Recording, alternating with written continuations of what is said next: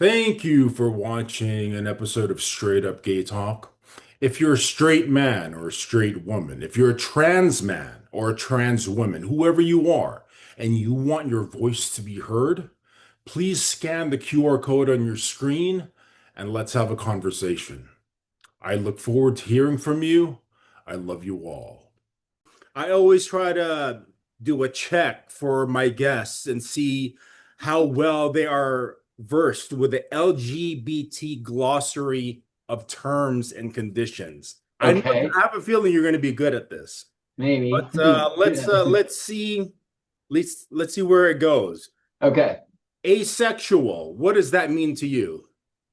That's a person that's generally not interested in sex. Somebody that really isn't attracted to either member of the opposite sex, and they don't really even think about sex. I think I don't know if that's the way that the dictionary defines it, but that's how it's been described to me when people say they're asexual. They're like, yeah, I'm not attracted to anybody. I'm not attracted to having sex. I mean, I don't know if that means they eventually don't become attracted or if they've just never met anybody. To me, it sounds like low libido, Yeah, like low sex drive.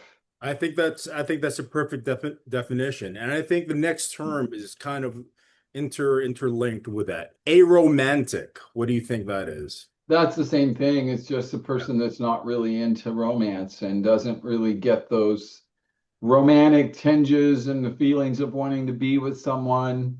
They again, it's foreign to me because I'm exactly the opposite. But yeah, I think that isn't that what that means? Is someone that's Yeah. just not into courtship and romance and the whole fairy tale and yeah. Exactly. Like asexual and aromantic are kind of interchangeable. There's a little overlap there, but yeah, I think that's a good way to define that. Gender binary. What's that? A gender binary or non-binary? Gender binary. Oh, that's a person that, from what I understand, is that's a person that really sees it in black and white. They see it as, there's male and there's female and there's nothing in between, or they at least they themselves identify as a cis male or cis female, which means they're traditional, they're standard, I guess. I'm not going to say normal because I don't like that word, but I think that's exactly what it is. yeah, It's man or woman, basically. yeah. That's that's what it is. This one, I think you're gonna be kind of like the expert in defining, but let's see. Gender dysphoria. Oh, geez. Yeah, that is like for when I was diagnosed with that, I was, oh God, in my 20s, mid 20s. I mean, I didn't know what it was before then. I just thought I knew of the term trans. And transgendered was a new term. When I first found out about transgenderism, it was called transsexualism, and I was 19. So gender dysphoria is it's the distinct feeling of not belonging to the gender that you're born into. That feeling of being the opposite of, or not necessarily the opposite of, but not feeling like you fit into the constraints that society puts on the gender you were born at birth.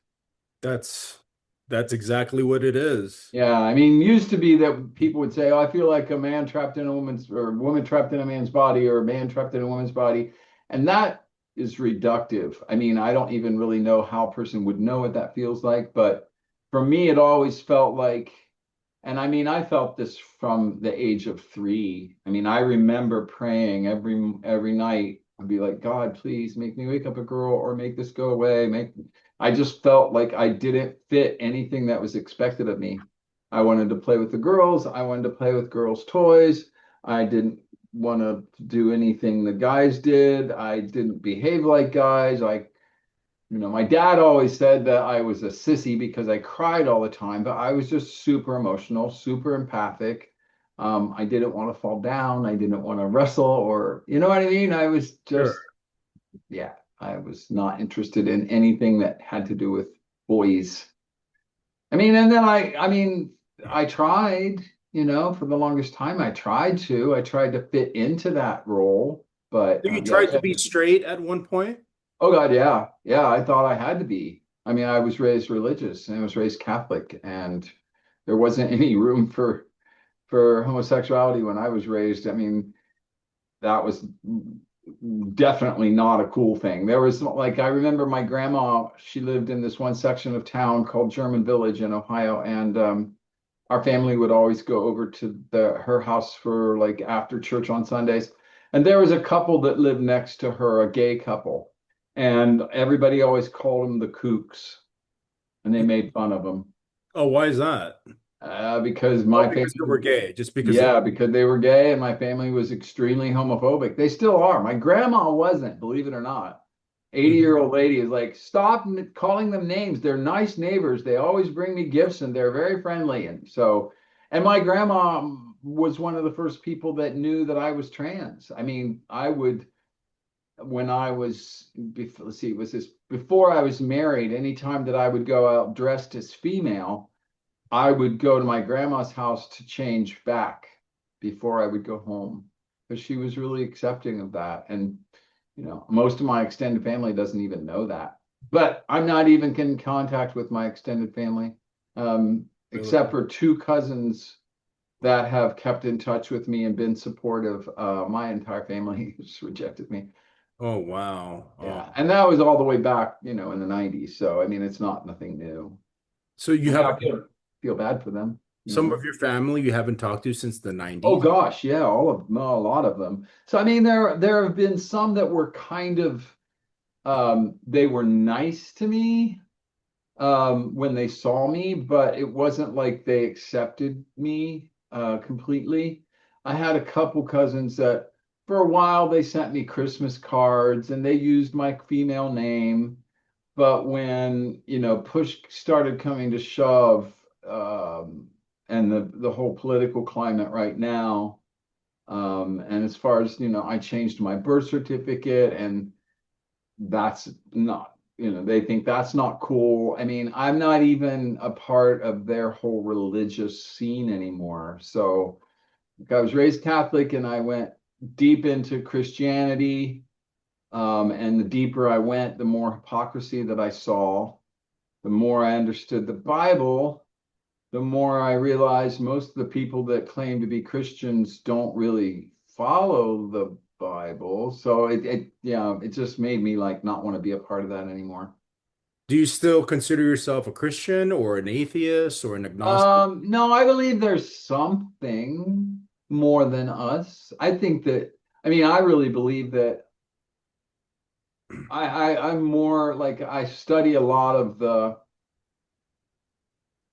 quantum realities and how there's more than one reality and how all our choices branch off into different universes. I mean, I'm a real science fiction buff. So I wouldn't say I'm an atheist or agnostic. I would say that I'm not going to deny there's probably some kind of a creative force behind our existence, but I don't think he's a white guy sitting in the clouds. Right. Right. And I Hmm. don't, or whatever color, depending on what religion a person believes in, I don't. Religions to me are just an excuse for people to exclude other people. They become really club based. You're Yeah, not it's very like us, tribal. and Yeah, you're not good, or you're a bad person if you're not like me, and I don't like that. very tribalistic Yeah, behavior. because if there is a creator, then we were all created. How could some of us be right and everybody else be wrong? If there is a creator, that creator has to have made us the way we are, which means there's no mistakes. Where I was made to be trans. I wasn't like, this isn't a choice. This is how I was born. And I think gay people are born gay. I don't think they decide to be gay one day. I mean, who's going to pick this life? It's a hard life to be outside the gender constraints. It's not, it's still hard for anybody to make the decision to be authentic. I was just at a meeting today. There's a festival that happens in April called The Joy Who Lived, and it's trans and non-gender conforming artists putting on a festival, plays and all kinds of different workshops, and it's a really cool thing. I went last year, but I wasn't a part of it. And today they had an organization meeting at a coffee shop. And I mean, there was several different gender people on the spectrum in several different places. There are trans females and trans males, but then there's also people that are gender non-conforming, which means they don't identify as either. And that didn't even exist when I transitioned. That's fairly recent development in psychology. So Right. yeah, and I don't know, there are people there that are spiritual and people there that aren't, but it doesn't feel like a club. Mhm. Like church, I was heavily involved Yeah. in church for a long time. Yeah, my wife and I just started. It was she had her pick of the litter. She picked the church that we currently go to, and it's one of the only few LGBTQ churches that exist. Which one is it? United Methodist or? It's the Christian Church of Mission Hills. Oh, okay. Okay, yeah, I've heard of it. Yeah, so and it's like night and day to the other churches that we audited before we got there. And they don't even collect. They don't even Good. collect. They don't even collect money. And it's just like it feels like really like authentic. And yeah, Yeah, yeah, and I would never deny anybody the right to believe anything. I think there's a line in the Bible that says, "Let each man work out his own salvation with fear and trembling." And to me, what that means is it's between you and God. yeah. And I don't get to tell you what to Mhm. believe, and you don't get to tell me. I mean, anybody that thinks that they have the right to tell other people how to believe or not believe, Yeah. that to me is in direct contradiction of the actual Bible. But Yeah, where it gets really really squirrely is like when the hierarchy, the people that are on top of the hierarchy are saying you have you have to believe this or else. Like yeah, this is the truth or else. yeah, That's where it kind of gets like there's no critical think the critical thinking goes out the window and like yeah, yeah. And I think that they keep forgetting that, first of all, the text of the Bible is heavily translated, and every translation changes things. Because I used to have, I don't know if you know what a parallel Bible is, but a parallel Bible is when it's one book, but oh, it's 444 right now, 444. Oh, 4444. Yeah, I always like to call attention to angel numbers like that. Are you a But numerologist? yeah, no, for fun, just for fun. But I notice it. It seems like I notice that number in 222 all the time. But a parallel Bible is like it's one book that has four different translations in it or five. Yeah, I have one of That those. way, yeah, you can study the different Yeah. interpretations. You can like I think it's like you have like the King James, the New King James, the NASB, and like there are several versions of it, and you can look at how it's translated from the original Yeah. text. My favorite always was the Amplified, because the Amplified Bible will take one word and then in parentheses it'll say like five words that it also could mean. It's like just shows you and then the other thing is too is that, and people don't talk about this a lot in Christian churches, but there are several books that were a part of the early Christian history that aren't even included. I Hmm. mean, Mary Magdalene had a book, and her book is not in the Bible because it was decided to, they decided which books to put in and which books to take out. So that bothered me, and the fact that it was just white guys that were translating it for kings. I mean, the whole patriarchal society type thing. So yeah, and that's why a lot of the legislation in our country. I mean, our country is supposed to, it's supposed to, not be a specific religion, but our country seems to have a lot of people in our country seem to think that the laws should follow a Christian belief structure, and that eliminates a lot of people. Hmm. that don't necessarily believe that. But So let's continue with the words. yes, Gender fluid. You might have a great understanding of this. yeah, that's people that actually feel like they possess both and different in different capacities at different times. Like sometimes they feel more feminine, sometimes they feel more masculine, and they want the freedom to express themselves in both ways. And you know that's the most challenging to transphobic people because they'll see a man in a dress with a beard, or something that a person they perceive as female, but she has a low voice and no breasts, or she's binding her breasts, wearing a binder, so they're just people that don't want to be told they can be either or, and that's quite prominent. There's a lot of people that I meet in the trans community that are gender fluid. Hmm. What's intersex to you? Intersex is a person that's born outside the standard chromosome of male and female. So I think the last seminar I went to, there's either 20 something or 30 something different chromosomal mixes that a Mhm. person can have. So just like autism is on a spectrum, Right. gender is really on a spectrum. And so a person that's intersexed can have characteristics of both genders anatomically. So there are like women that are born assumed to be female, but they don't have ovaries. Or there's men that are children that are born assumed to be male, but they have other characteristics in their anatomy that has female identification. So a chromosome test is what determines a lot of the intersex. There used to be a word called hermaphrodite. They don't use that word much anymore. They use the word Right. intersex. Non-binary. What does that mean to you? That's kind of similar to gender nonconforming and gender fluid. Non-binary means a person that doesn't identify with the extremes of male or female. So again, that's rejecting the notion that there's only two genders.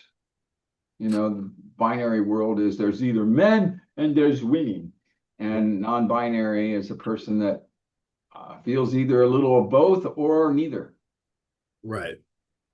What about pansexual or pan? Pansexual, that's how I identify. Pansexual is a person that is attracted to any gender. I'm not actually attracted to a person's gender romantically or Mhm. intimately. I'm attracted to a person's, Intellect. yeah, brain. It's also something called sapiosexual. That's another term. But pansexual means I don't have a gender preference. I've actually had relationships with men and with women, and I'm open to have relationships with trans people or non-binary people. I don't really pay attention to a person's gender. Right. Doesn't really matter to me. All right. Well, Did I get an A, teacher? you got an A, man. I think Excellent. you had the questions in advance, so you cheated somehow, No, I but it's didn't. Oh wait, okay. I already knew all of them. Yeah. No, I mean, and the interesting thing is a lot of this didn't exist when I transitioned. I mean, I transitioned in 1995.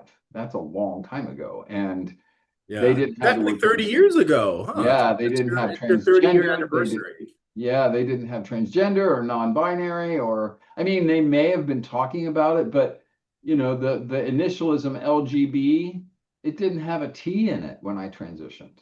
Because Mm, I actually started living as female January 1st, 1994. I didn't have gender affirming surgeries until December of 95. So I started identifying as female, wearing female clothes, female name, January 1st, 1994. So that's almost 32 years pretty soon. wow. Yeah, long Okay. time ago. I know. Yeah, and yeah, I was fortunate to have a really good psychiatrist because I went to him initially. My ex-wife found him because it was supposed to help cure me. but he wasn't about that. He was about helping you be who you are and find out who you are. And once my ex-wife decided to move out, my psychiatrist asked me if I wanted to do the real life test. And that was a thing I don't think they do that anymore. But so before you could have gender affirming surgeries, you had to live as the opposite gender for a year to prove that that was what you really wanted and that you could exist in that gender. So I had to live as female for a year before I could have surgeries. And actually, it went for more than a year. I went almost 2 years. Yeah, because I was fighting the custody case. I didn't want to have the surgeries in the middle of the case and other factors that were involved in it. But yeah, 32 years. So a lot of the terms weren't even around. They didn't even have it was called transsexualism, not transgenderism. I mean, now you don't say transsexual because that has a delineation It's like of, calling someone a tranny or transvestite. It's I guess, yeah, like an because outdated term, right? it's outdated, but it's also like exclusionary to the point where, okay, so there's actually, like the trans community is not a monolith. There's actually factions of the trans community that doesn't accept other factions. Right. So, people think, oh, all trans people love all trans people. No, there's not. Right. There are people that are like, well, if you don't have the surgery, you're not really trans, or, which I don't agree with any of that. I think a person should be able to identify the way they want to identify. And I don't think I have any business telling them they're trans or not, or they're legitimate or not. I really think that before all this political stuff came up with the orange guy, the big orange blimpy dude, before Trump got in office and started directing all this vitriol towards, and all the lies and stuff towards trans people, I didn't even talk about it. I mean, because it's been so long ago, it's not even a thing that came up. But when it was 2016, I think it was 2016 when North Carolina made the first bathroom law about you couldn't go to the bath, you had to go to the bathroom in the gender you were born in. And that was like, oh, hell no, we are not going backwards with this. And that's when I started to become more vocal about it and talking about it. Because Mhm. before then, I didn't think, I don't know.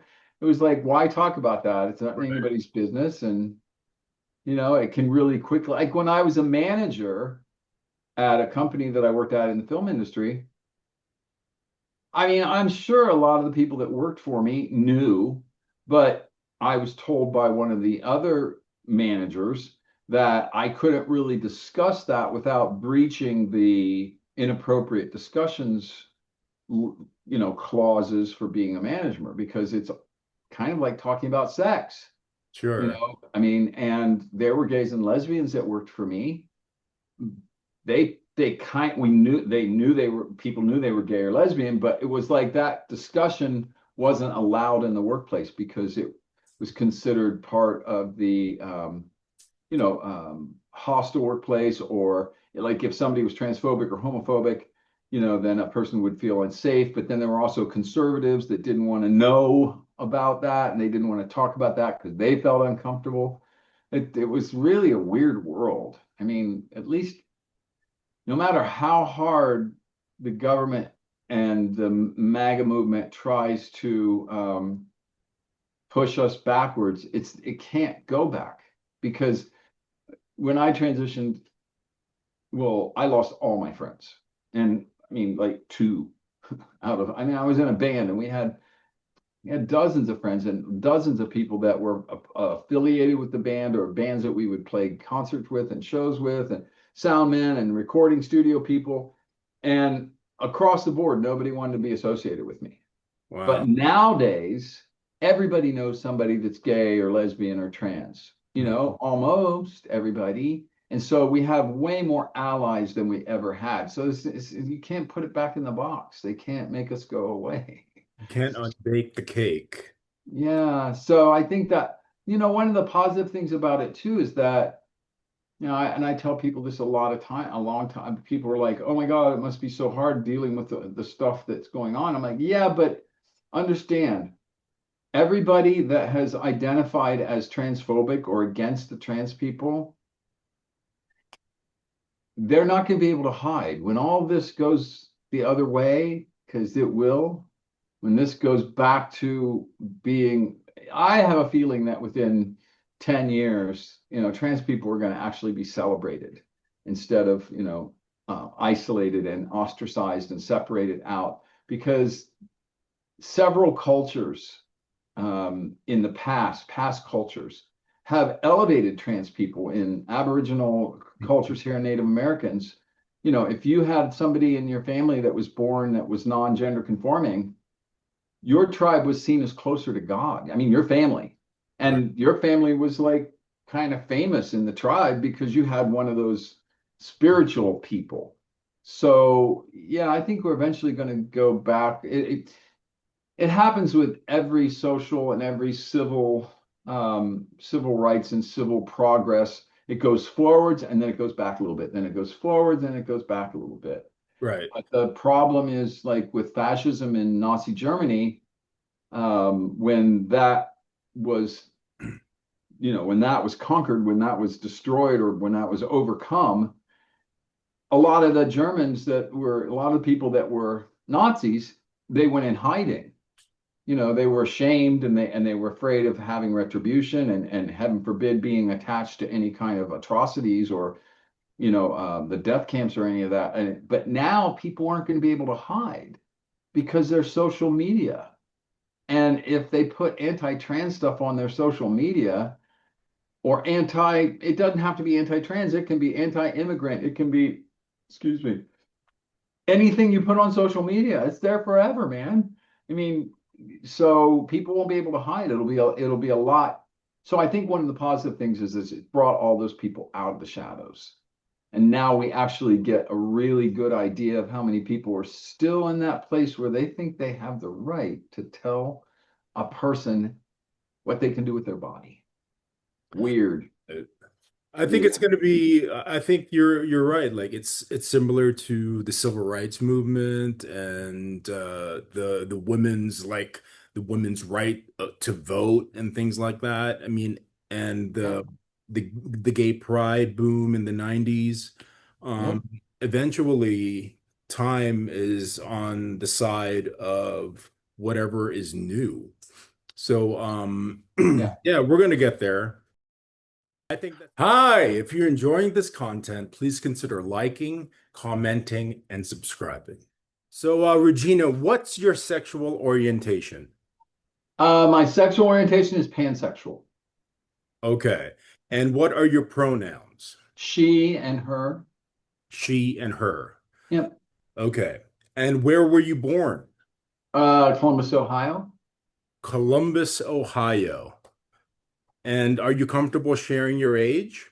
I generally don't tell people that. That's one thing I don't. I will tell you my age since transition. It's been 32 years, or 32 years since my transition. And on that subject, it's really interesting because my the last psychiatrist that I was interviewing with, or when I was going through a troubling time and was back into therapy, he said there's this theory that people that transition kind of restart their chronological clock. So, I mean, it's like, and my daughter says this all the time. She's like, yeah, you're not even, I mean, you're the same age as me because of the music that I like, and because I have a problem with nostalgia. I don't like, and there are so many people that base things on age. And it's really sad because it really didn't have anything to do with anything. Sure, sure, And they're now finding out that our brains have neuroplasticity up into our 70s. So people that, like, I've got friends that I was in school with, and you would think they're 20 years older than me, just right, because the way they look, the way they act, they get stuck in their ways. So yeah, age is something I generally like. I don't usually ask anybody else their age. I kind of stay away sure, from that part, but sure. Do you I'm remember? not 30. Do you remember your first memory? Yeah, my first memory. Yeah. Yeah, my first memory was feeling like I should have been female.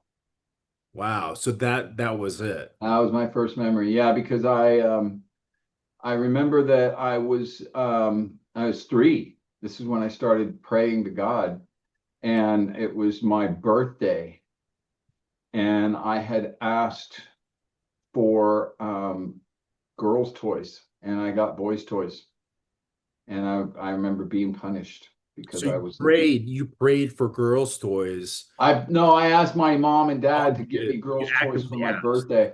I just remember, and I think some of that memory is aided by photographs that they had of me at that age. And you can tell on my face, I was crying because I didn't want GI Joes. I wanted Barbies.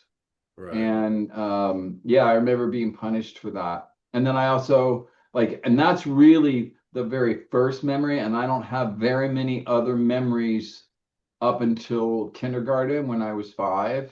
Hmm. But I remember that, I never really got picked on, like boys didn't pick on me or anything, but I just didn't want anything to do with the boys. And so in kindergarten, I was 5 in kindergarten. Um, and I always, they would separate the classroom and the boys would play with these toys, like the building toys, and the girls would play with the kitchen toys. And so I would always go to play with the girls in the kitchen toys, and the teacher would say, no, you have to go play with the building toys and the hammers and then saws. And, of course, they weren't real saws, but, the building things like blocks and stuff. And I wanted to play with the kitchen stuff. So those are my first memories. Yeah. And you grew up in Ohio, and Ohio, correct me if I'm wrong, is a red state, right? Oh, cool. Yes. Yes, it's a red state, and except for when you're near the campuses, like Ohio State University or any of the colleges, there are little pockets of blue around the Sure. schools, Sure. but out in the cornfields, no, it's scary for someone with purple and blue hair. Last time I That went where you were? Is that where you were? Were you in the thick of the Yeah, for the first half of my life, I was mainly in the city area, but then when my parents moved, I was in the 7th grade. We moved to basically out in the cornfield area. It was still a neighborhood, but it was a neighborhood that was surrounded by cornfields. Okay. And can Yeah. you just talk to me in general about life, your what your life was like, not necessarily about your transitioning or your thoughts, or you're more than welcome to share that. But what was your life like from like 5 years old to pre-puberty? Like let's say whatever that is, like 5 to maybe 12 or Right. whatever age you Yeah. were. Can you Yeah. I talk? mean, I got good grades. My first form of self-expression was poetry. I was also into drawing and painting, very artistic. And I would take songs. I couldn't understand what the singers were singing, and so I would write poems. I would write my own lyrics to the songs, and my mom would always say, "You're not singing what they're singing," and I'm like, "I can't understand them, so I'm going to sing my words." So I would write poetry. That was actually my first form of self-expression was poetry, and then at 9 years old, I lied and said I was 10 so I could get a paper route because Oh, I okay. wanted money to buy records. So I was deep into music from, I mean, my one of my first memories is my mom she had a room where she did her sewing and her ironing and everything. And when she was in there, she would play records on the record player. And she had an amazing voice. My mom had a beautiful voice. And I just remember being fascinated by her singing and just loving music. And so I wanted to buy records. I wanted money for records. So I lied, said I was 10. And that was the age you had to be to get a paper route. And I got a paper route, and it was all senior citizens. Oh, wow. It was a trailer park of senior citizens, 250 trailers. they were real close together, so it was easy to deliver, but I became friends with so many of them. And I think I took away my deepest life lesson from that experience, because there were people, they were all in their 60s, 70s, and 80s, and there were either happy people or they were not happy. And the people that were not happy were people that had not lived life the way they wanted to. And I had some of them even tell me, I can remember this one guy, his name was John, and he shuffled when he walked, and he rolled his own cigarettes, and he said, don't ever let anybody tell you what to do. You've got to follow your dream, because I didn't follow my dream, and I wish I could go back and do my life over again, because then I would do what I wanted to do. And I remember thinking how terrible that must feel, to get to the end of your life and think, I wish I could do it again because I didn't do what I wanted. And so from that point on, my motto has always been to follow the voice inside. I even wrote a song called Voice Inside. Follow your instinct and your intuition, and don't let people tell you how to live your life, because you don't get to do it again. And now even a lot of people even say this. They'll say, when people are on their last breath and their deathbed, they never think about, they think about all the things they should have done or they could have done that they didn't do. And most of the time it's because we listen to our teachers, we listen to our parents, we listen to our religion, or we listen to, society, and because I believe anybody can do anything. I believe you can do anything that you want to do. You just have to you have to believe in yourself. Even if the world doesn't support you, it doesn't really matter if you get famous doing what you want to do, but that feeling of satisfaction that you get, I put out, oh man, I have over 100 songs that are published. And I've got, artwork that I've done, album cover artwork and sign artwork and illustrated books. And there's just so much forms of expression that I've done. I was trained to be an architect. That was what I was studying to be. But then one of my songs got picked for the senior class song, and then one other song got picked to be on this album of local talent. And so it was like, oh wait, everybody likes my songs. Okay, skip being an architect, because I wanted to be in music. And so basically up until pre-puberty, I was mostly into music. I really liked animals, because there were cows all around and dogs. I, always loved animals, and being out in the woods, because where my parents lived, in this neighborhood that we lived in, behind us, there was a neighborhood here, that way, but behind the house was all woods. It was Ohio forest, and it was a forested hill. You went down this hill, the big, huge cornfield, and you went across the cornfield, and there was a big creek, which is like a small river. I don't know if the word creek, a lot of people like creek. Right. No, Yeah, like a small river. I got it. And I spent almost all my time outside, even in the winter. I just wanted to be out in the woods. And then I read The Hobbit. I think I Okay. was 10 or 11 when I read The Hobbit and The Lord of the Rings. And then I fell in love with trees because of the tree ants, and because so much of that happens in nature. So I'm really still deep into nature and pets and music and art. Yeah, so that kind of formed my life. I remember I never thought I was going to be in music, because like they gave us a test in school to see if we had a musical aptitude. And I remember they did this test in school to find out if you had music ability. And I was the highest score in my class.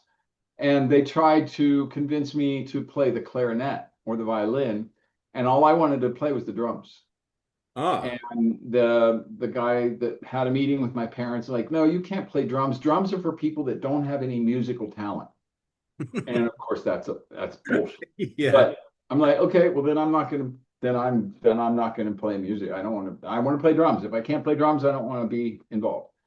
And so I didn't start playing guitar until, oh my gosh, 15. So Okay. I didn't really have an idea of being in music until later, until I started to turn, because all my friends everybody was starting to play guitar. And this one friend of mine's like, hey, if you play guitar, you'll be popular, get girlfriends, you'll have, be really popular. And I'm like, okay, I want to be popular. So everybody started playing guitar, taking lessons. And one by one, everybody would quit and give it up. Oh, But I just kept going because I found out that I could write songs really easily. And I still can. I sit down with an instrument, and before I know it, I'm making up a song. so it sounds like from how you're describing your life from approximately 5 years old to pre-puberty, whether it was 11, 12, or 13, it sounded like you had a relatively happy, healthy life. I Yeah. mean, you have creative outlet. You were writing poetry. You were learning music. Would you say that you were generally an optimistic kid? Yep. Totally. Yeah, super optimistic.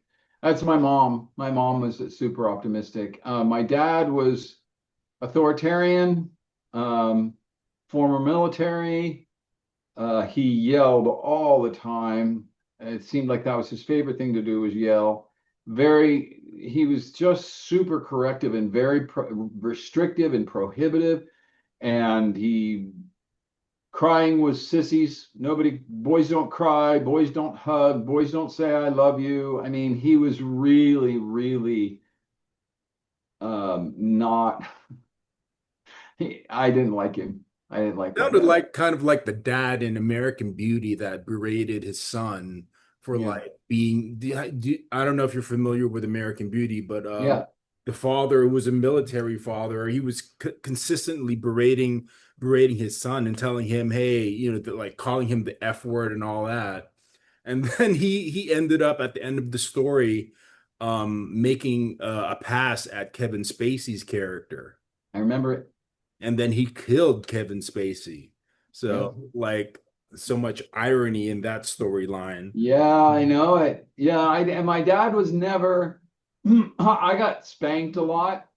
That was the thing back in those days. They don't spank kids like they did. But I got spanked a lot, and it was for stupid things. Stupid things. Just like I remember I wanted my dad to play with me. I wanted to have him play with me and my toys. And so there was a day that, he finally said, okay, I'll play with you. And we started playing, and some knock on the door, and there was one of my cousins came over, and then another cousin before I knew it. He was playing with all the kids. It wasn't me. I never got, my dad didn't say I love you until, gosh, my 30s. Oh wow. He was not, he would hug, but he would hug really short and then want you to get away from him. He was just, I used to always pray that I would have somebody else's dad. Like my cousins, I liked their dad better than mine. And then I had a neighbor and I liked their dad better. And I was like, I wish my mom and dad would get a divorce so I could have a better dad. And my parents argued all the time. My dad was really mean to my mom. He was just not a happy guy. He Mm. just was not happy. And yelling was his, way of interacting with the world. He's still alive, 94, 95 now, I think. I haven't spoken to him since June, because he won't use my correct name and he won't use my correct gender. And I put up with it for the longest time. And then in counseling, found out that it actually damages us when people don't respect us and we continue to let them treat us with Sure. disrespect. And so I sent him a letter and I said, Dad, until you call me the right name and the right gender, we can't have anything contact with each other. And the sad thing is that my mom now has dementia, and she was my best friend. And we used to talk almost every day on the phone. But Right. I can't get to her without talking to him Right. because he always picks up the phone. So yeah, it's a dilemma, but it feels a lot better not having that. It's cruel. I mean, it's just cruelty. And I remember other things my dad that were, when I was a kid, he would say things like, well, if there was a fire in this house and I had to pick between saving you and your brother or your mom, I'd always pick your mom. I just want you to know that. And then he would say things like, I never wanted to have kids anyway. And his form of humor was sarcasm. So Mm-hmm. I just never really, as I grew older, I started to feel sorry for him Mm-hmm. because I could tell how unhappy he was really with life. Um, yeah, so not a very good relationship with him at all, but with my mom, yeah. And Would she you was say so optimistic, would you say he was abusive towards you? psychologically abusive, yeah, Mm. yeah. I mean, physically abusive. Well, I got spanked a lot, but everybody did. I mean, I can't imagine. I mean, I spanked my daughter once and I almost threw up. I never spanked her again. It was the worst feeling in the world. And it was for using all the Mr. Bubbles in the bubble in the bath. And she was like 4 or 5. And I spanked her butt and I like only hit her a couple times. And I was like, oh my God, I can never do this again. I can't, I don't, I wanted to throw up because my daughter is just she's so amazing, always was. And so, yeah, I wouldn't say physically abusive as much as psychologically abusive. Yeah. Yeah. But if he was spanking you, that is a form of physical abuse. But It is I guess it depends on when did he stop doing that? probably 9 or so, 9 years old. Okay. Our amygdala is formed basically by the age of 7. Our threat encoding, our amygdala is basically that's what we end up with for the rest of our lives. And so the first 7 years of the neurological development of a mind, of a child's mind, basically shapes the way you see the world for the rest of your life. And you can do all kinds of things to overcome things and retrain yourself and reframe life and but the way that you're treated up into from when you're a kid till a baby till 7, that really kind of cements your threat assessment. And so I realized in therapy um, that because I never got my dad's approval, I remember my dad saying good job one time.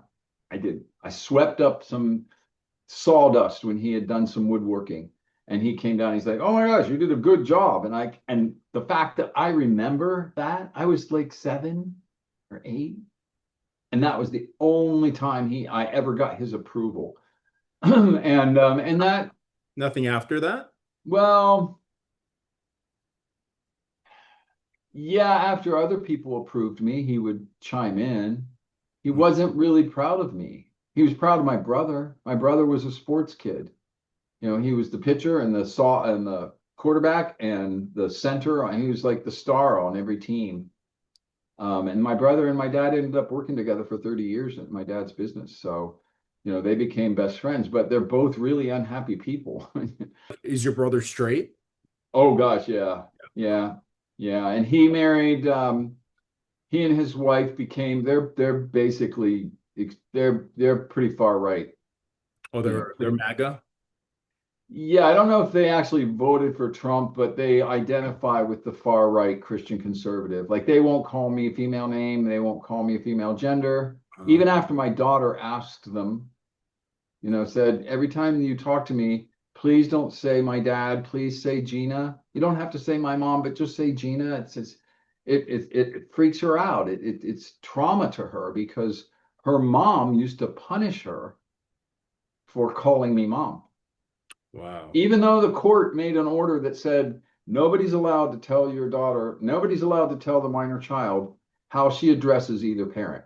The child addresses the parent the way they want to. She still continued to punish her for years, for How did years, you punish her? by correcting her and yelling at her. Again, like I was saying, I know on my dad, the point of my dad, I realized that because I never got my dad's approval, I grew up as a people pleaser. And Mm. so I looked for everybody else's approval. I looked for my dad's approval in other people. And it made me a super achiever or an overachiever. I felt like I had to be the best at everything I did just so I could get outside validation. And, a lot of us have this problem where we don't validate ourselves until outside forces validate us. And, Right. Hmm. it's a sad place to be, but it happens to a lot of us. So that's why we end up, a lot of times when we get married, we end up marrying someone who is a copy of that parent that didn't give us love. Because after I changed gender, I was only with men. And then about 4 years ago, I fell in love with a woman. And I'm like, okay, I guess I'm pansexual. All right, whatever. I'm changing again. Or maybe I've always been that way. Whatever. I'm super accepting of myself and I'm very open-minded. And I'm not about trying to fit a mold or what people think. But ended up that she was a yeller and she was abusive, vocally abusive too. So I This had to is get out of this is that the with her. girl you fell in love with 4 years ago. Yep. And we Okay. were together almost 2 years, about a year and a half, 2 years. Mm. And it just got to the point where she would have these outbursts, and just start yelling. And not only me, at her kids, at her mom. I mean, it's like, oh my God, you have a problem. You need to get counseling. And she wouldn't.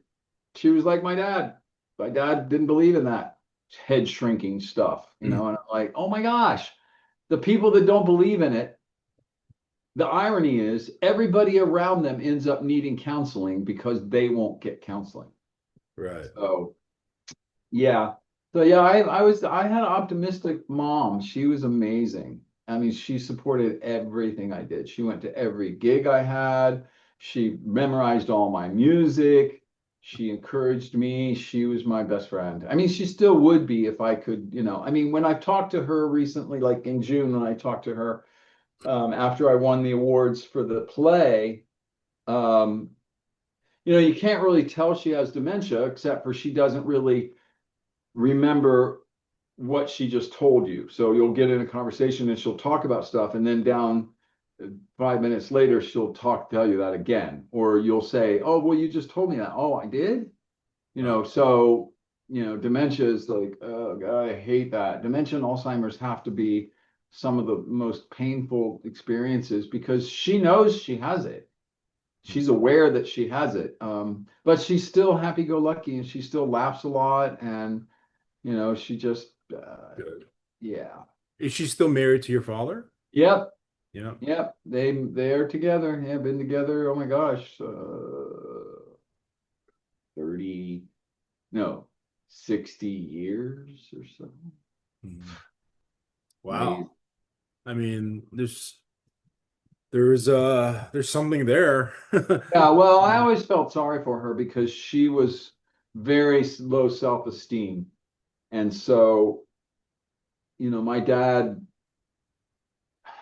he like kept, her in a box, Mm, um, until a certain period of time where they got two cars, and once they got two cars and she could go where she wanted to go, mm, then she spent, probably the last 15, 20 years, she had very independent. She would wake up in the morning, put her makeup on, put her clothes on, and go out and do stuff. And my dad sit there and watch TV, always watching the military channel and turning the lights off to save money and turning the heater off to save money. It was just always about saving money. And that's a form of trauma as well, a form of abuse. I didn't realize that until, I told my psychiatrist I was diagnosed with seasonal affective disorder. I don't know if you've ever heard of that, but SAD. And basically, you have an aversion to cold and dark. And when the seasons change, you get depressed because there's less sunlight and it's colder. And It's like being uh, in Seattle, like the grungy yeah, era. Yeah. Mhm. yeah. And I have that. And that was made worse because we would get in trouble if we left the light on. We would get punished if we left the light on. And instead of running the heater to heat the house, he would turn the heater off and he would close all the doors and make everybody wear sweatshirts. And if you were in front of the TV, you were warm because he had the space heater right there. So he would use a space heater just to heat the front room. And I even did the math. And I said, Dad, you're not saving that much money. You're actually spending money to reheat the house every time that you turn the heater on. Mm. But he grew up in a scarcity environment. Right. And when people grow up in a scarcity environment, when there's not enough money, it creates that mindset that you're always, that comfort is luxury, Hmm. when in reality, you deserve to be comfortable. Sure. You know, you deserve to, you deserve a vacation. You deserve to enjoy life. And I learned that early on. I mean, as soon as I moved to California, that's one of the reasons I've been here for them almost 3 decades. Because I was done. I remember I was little, I was watching TV, I was probably 6 years old. My brother had just been born, so I was 6 or 7 years old. And I was watching TV. It was the winter time in Ohio, and they were showing people in bathing suits, and it said live, live TV. And I asked my mom, I'm like, Mom, where is that? Where people are wearing bathing suits in the winter time? She goes, That's California. And I'm like, why do we live here? Why don't we live there? I want to live there. So yeah, it started early for me. So, you mentioned you have a brother. Do you have any other siblings besides your brother? Nope, Just you nope, two. just one. Yeah, he got COVID. He was anti-vax, anti-mask, Oh, got wow. COVID really bad, and he got what's called catastrophic tinnitus from having Oh, COVID, and that means he hears a very loud all the time. right, And he also lost his sense of taste and his sense of smell. right. And so when that happened, it had been 30 years since we talked, and that was a real devastating thing for him to experience. He started drinking again, Hmm. smoking cigarettes. I mean, he went back to the before he was the religious extremist. He went, Oh, regressed. Then he started calling me. And I remember the first time he called me, I mean, I started crying because I always wanted to reconcile with him. sure. I'm one of these people that I just want to forgive people and get beyond it, and let people make mistakes. And if they admit their mistake, I'll forgive them. But he wouldn't call me the right name. He kept calling me the wrong gender, wrong name, and I kept trying to correct him, and he wouldn't respect that. And How long ago was this? the first call was probably 2023. And Okay. then we talked, every once in a while he would call me when he would get really drunk. And he just wanted to talk about the old days. And I can't stand to talk about the old days. I want to talk about now and talk about what's happening now. It's like when you're around people like, oh, the problem with kids today, they don't have music like they did when I was growing up. And I'm like, oh, the music right now is better than when you were growing up. You have a bias. People, I mean, there are bands in their 20s and 30s right now. They're way better than the bands were when I was growing up. Sure. They're and to have that mindset that the only good things are the things that were when you were, a teenager or a young adult.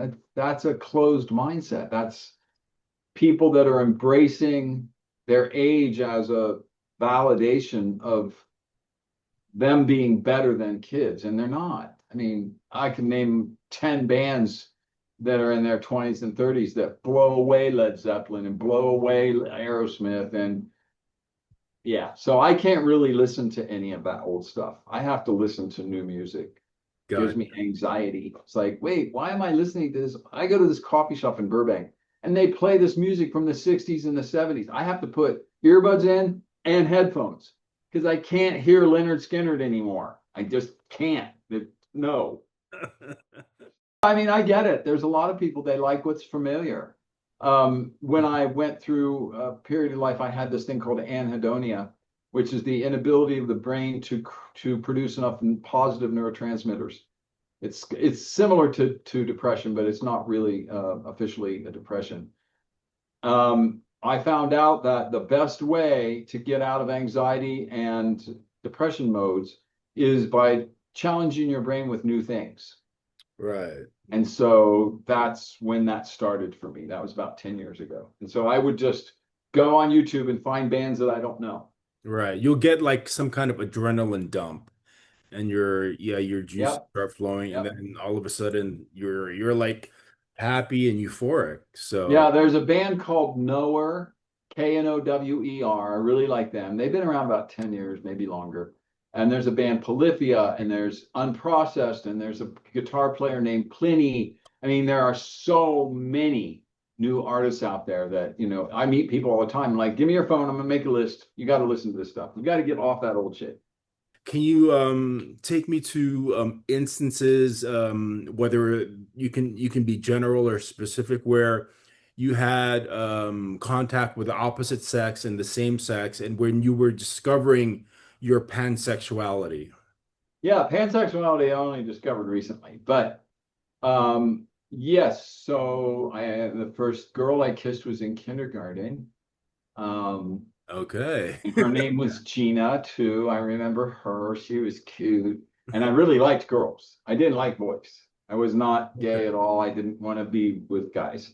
And so for most of my like my elementary school, I didn't have girlfriends. That wasn't really a thing. But when I got into eighth grade, I had a lot of girlfriends, and they would always break up with me because I wouldn't have sex with them.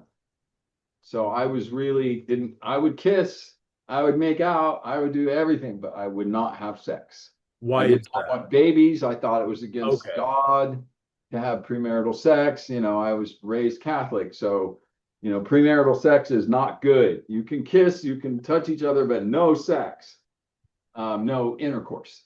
And Was it so, because of the religion that you said no, or was it because of yes, your sexual? Okay, so yeah. it wasn't because of your sexuality necessarily. No, it wasn't. No, I mean, I liked kissing girls. I liked making out with girls. That was fun. I mean, that was my favorite thing, actually. So yeah, I had many girlfriends in middle school and in high school. And I only had sex twice before I got married, and that was only because I got drunk. They got me drunk. The Girl, girls. both girls. Yep. Oh, Yep. Yeah, I never had any encounters with men until I started my transition. And I only did that because I was trying to figure out what I was. I mean, right. because once my ex-wife decided because she knew about my gender fluidity before she got married, I don't think I would even got married to her if she wasn't accepting of that. Sure. But then at one point she decided to have an affair, and then she told me she can't be married to another woman anymore. And I hadn't had surgery or anything. I was still male, but then she decided she wanted to move out and she wanted to start a new life. And when she had that premarital affair or extramarital affair, I told her, I said, okay, you know what? I'll give you an open marriage. How about that? How about we stay married, we keep the band together, we keep our family together, and if you need to have other sexual partners, that's okay. I'll let you have that freedom. You Okay. know, I didn't want to be divorced. Sure. I didn't want to break my daughter's family. And she said, she said, okay, we'll try that. And it was like, but you have to do it too. And I'm like, oh, but I don't really want to have sex with other people. But I had a chance encounter with a man. Really strange how it happened, and it devastated me. I mean, I came home and cried all night and everything because I'm like, I don't want to be unfaithful to my wife. I don't have, I'm not a polygamist. I can't have more than one affection at a time. I just don't feel natural at that. And so it wasn't until she moved out, and I started living as female, then I I got a boyfriend pretty quick. But Like some people would think that, oh, because you're a trans woman, that when you transition to becoming a woman, that you might, um, have a proclivity to be with another man. But that wasn't your journey. no, well, no, and I remember my psychiatrist when he suggested that I try the real life test, and I said, does that mean I have to be with guys because I'm not attracted to guys? And he said, has nothing to do with who you sleep with. That's sexual identity. We're talking about your gender. Okay. So yeah, with men, it was only after I transitioned. And I Okay. really thought that like I was open-minded to it. I didn't not like women. I always liked women. But like I told my psychiatrist, I wasn't interested in men. And as soon as I started my real life test, started presenting as female, changed my name January 1st, changed my name and changed and wore female clothes, nail polish, makeup every day. It's like you don't take that off and go back to being male. You have to stay. The idea is, are you going to be happy in this other gender? Mm. And I remember the second day I went to the grocery store and a guy opened the door for me when I was going into the grocery store because it wasn't the automatic door thing, and it was really nice to me. And then he kind of followed me in the grocery store, and then when I went to check out my groceries, he was behind me and asked me for my number. Oh, wow. And the lady that was the cashier, Hmm. she knew me. She knew me as a man. She knew me because that was my neighborhood. I mean, I transitioned in front of everybody. It's Okay. like I just because I felt like that was the only way to do it, you know. I mean, the only other way would be to move to another city, and I couldn't do that to my daughter and have to change her friends and everything. When he asked for your number, did he think that you were a woman or a man? Yeah. Oh God, he thought I was female. Yeah. Oh, okay. Yeah. And I actually told him.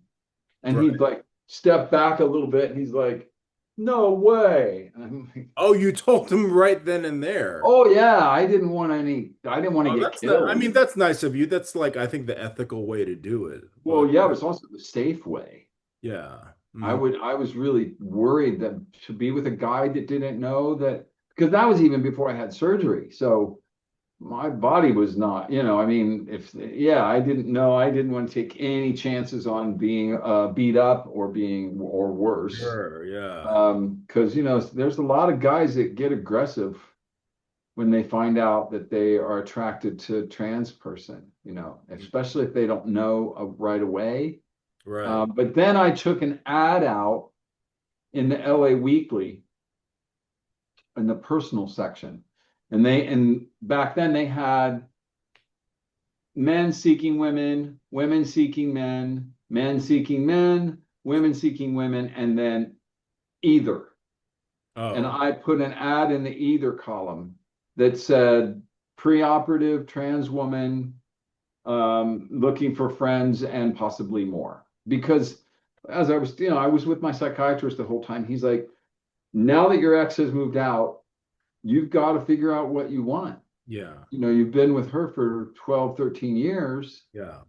Do you want to be with guys? Do you want to be with girls? You know, and only guys answered that. No women answered that ad. And so for the next month or whatever, you know, I went on a lot of dates Yeah. with guys and they knew because they read it in there. Yeah. And that's how I met the boyfriend that I had for a couple of years. Watching the play and hearing you talk about your psychiatrist has really good ideas and ethical way about how to kind of like transition. If you're transitioning, these are good things to consider. And like the line items of what he's suggesting that you should do makes perfect sense. And we're gonna get into that. He saved my life. I'm Yeah. sure he saved my life. Mhm. Yeah, because I was actually starting to have I always smoked pot my whole life. I mean, I don't now, but you know, I mean, I was a daily pot smoker. So was my ex-wife, and I had started drinking more than smoking pot when she moved out because it would put me to sleep. And otherwise I would have trouble sleeping. I was worried about my future. I didn't know what my future would be, and I just needed to go to sleep. And so I would, you know, drink 4 beers, 5 beers, and put me to sleep. So he got me to stop drinking.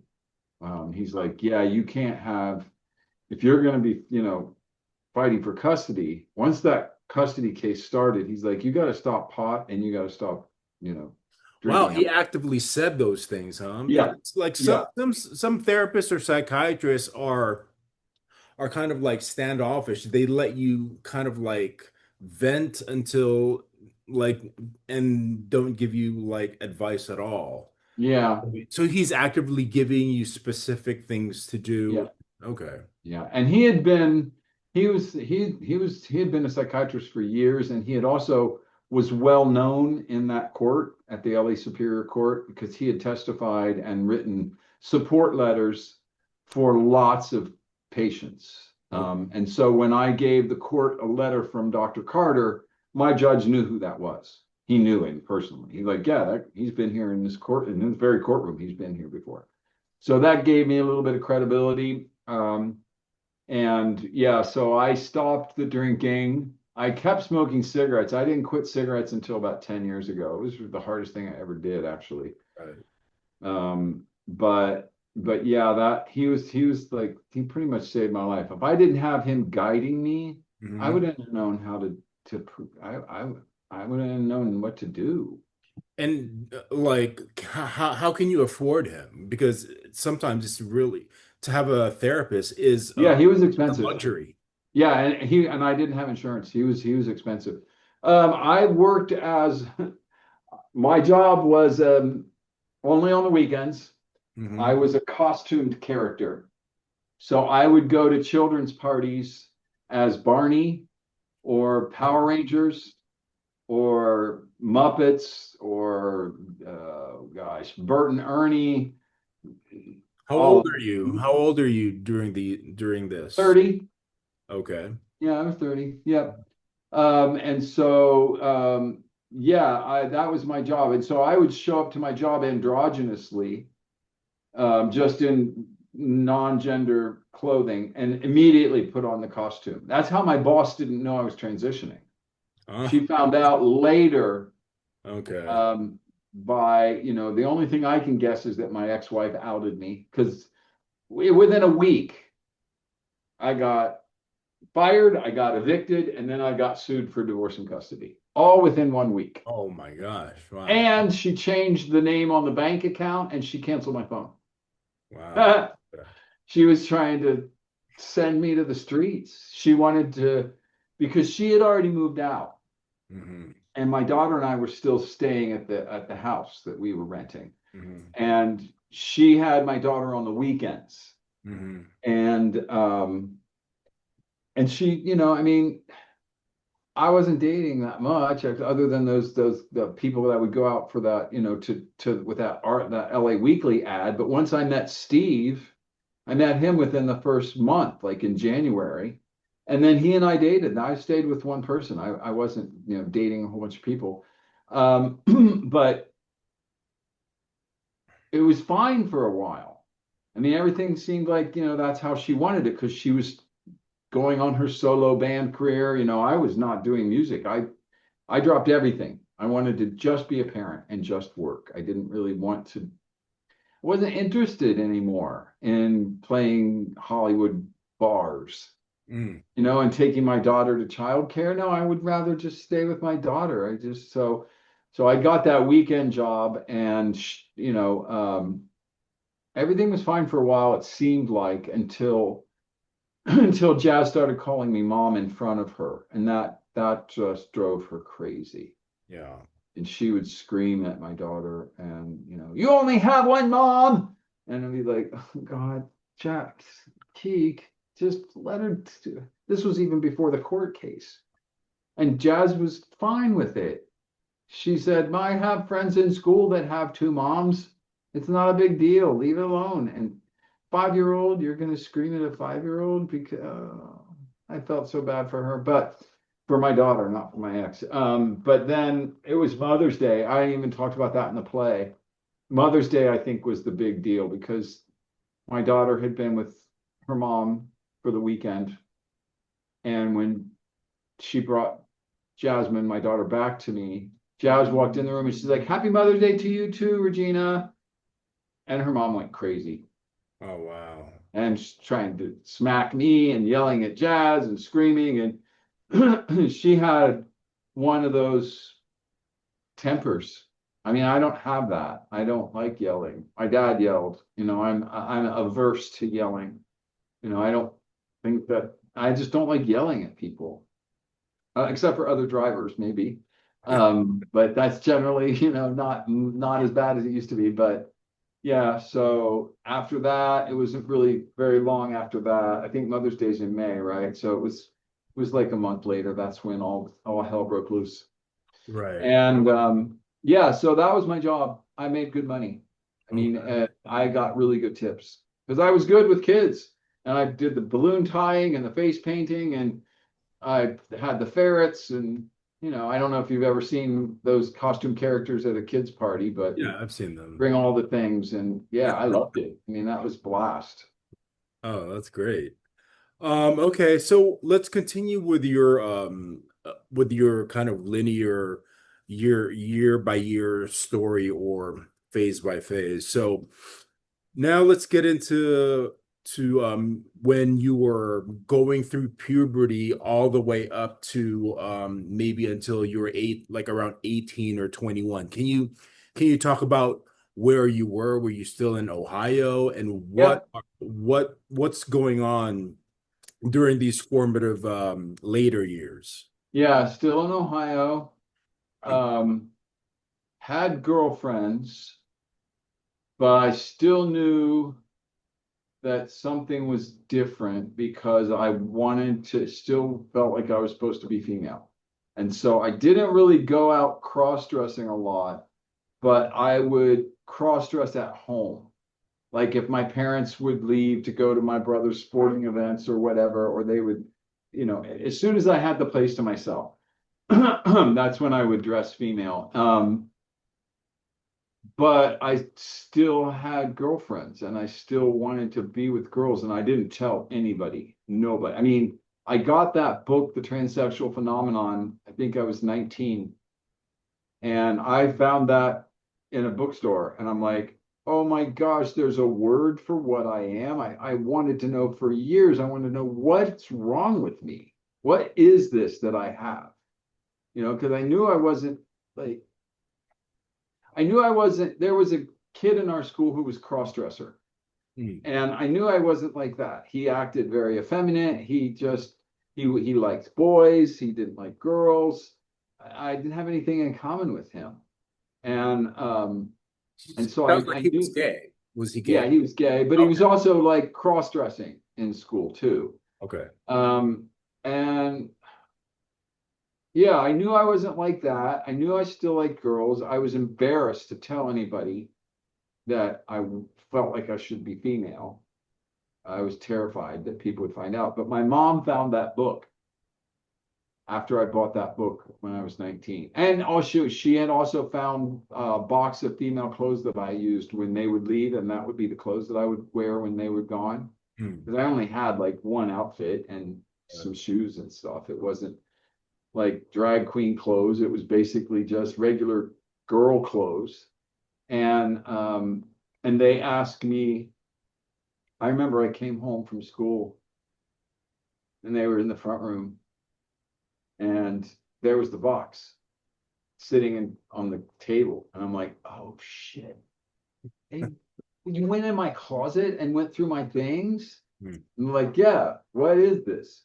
Well, I kind of convinced them that I had had a girl stay over, and that it was somebody else. It was a girlfriend's clothes, and that she left them there.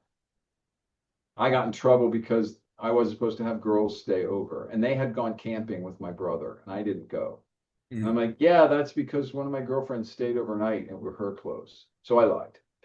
But then about a year later, when I got that book, and my mom found the book in my room, because my mom was like that. She would go in my room and look through my stuff, Hmm. just like that. So did my brother. We didn't have a lot of privacy, my family. And so I came home one day, and my mom was sitting at the kitchen counter, kitchen table, and the book was on the table. My dad wasn't there. And I walked in, and my mom's like, what's this? I'm like, oh, shit. How old were you? 19. Okay. I had just turned 19. Hmm. And so I had already, well, like I was going to be an architect. That was the goal, but everybody started playing guitar. So I started playing guitar. And then one day I was playing the guitar in the art room. Instead of drawing art, I was playing the guitar. And my art teacher, one of my art teachers asked me, if I wanted to write a song for the art show. And so I wrote a song, the Voice Inside song. And it was for the governor's art show. And then the senior class committee, they voted that song as the class song. And Oh, then my creative writing teacher said, why don't you make that into a record? I'm like, because I don't have the money to make a record. That's like $1,000. He's like, go to each student and collect $1 in advance and tell them that you're going to make a record and you'll give them a record when you graduate. Crowdfunding, just like Kickstarter, before Kickstarter was even invented. oh wow. And I did that. And I collected $1,000 and I went to a recording studio and I made a record. And that was my first record. And it was called The Voice Inside. And before that, I had convinced my grandma to take a personal loan, and I paid the loan. She took the loan for me so I could buy a reel-to-reel recorder.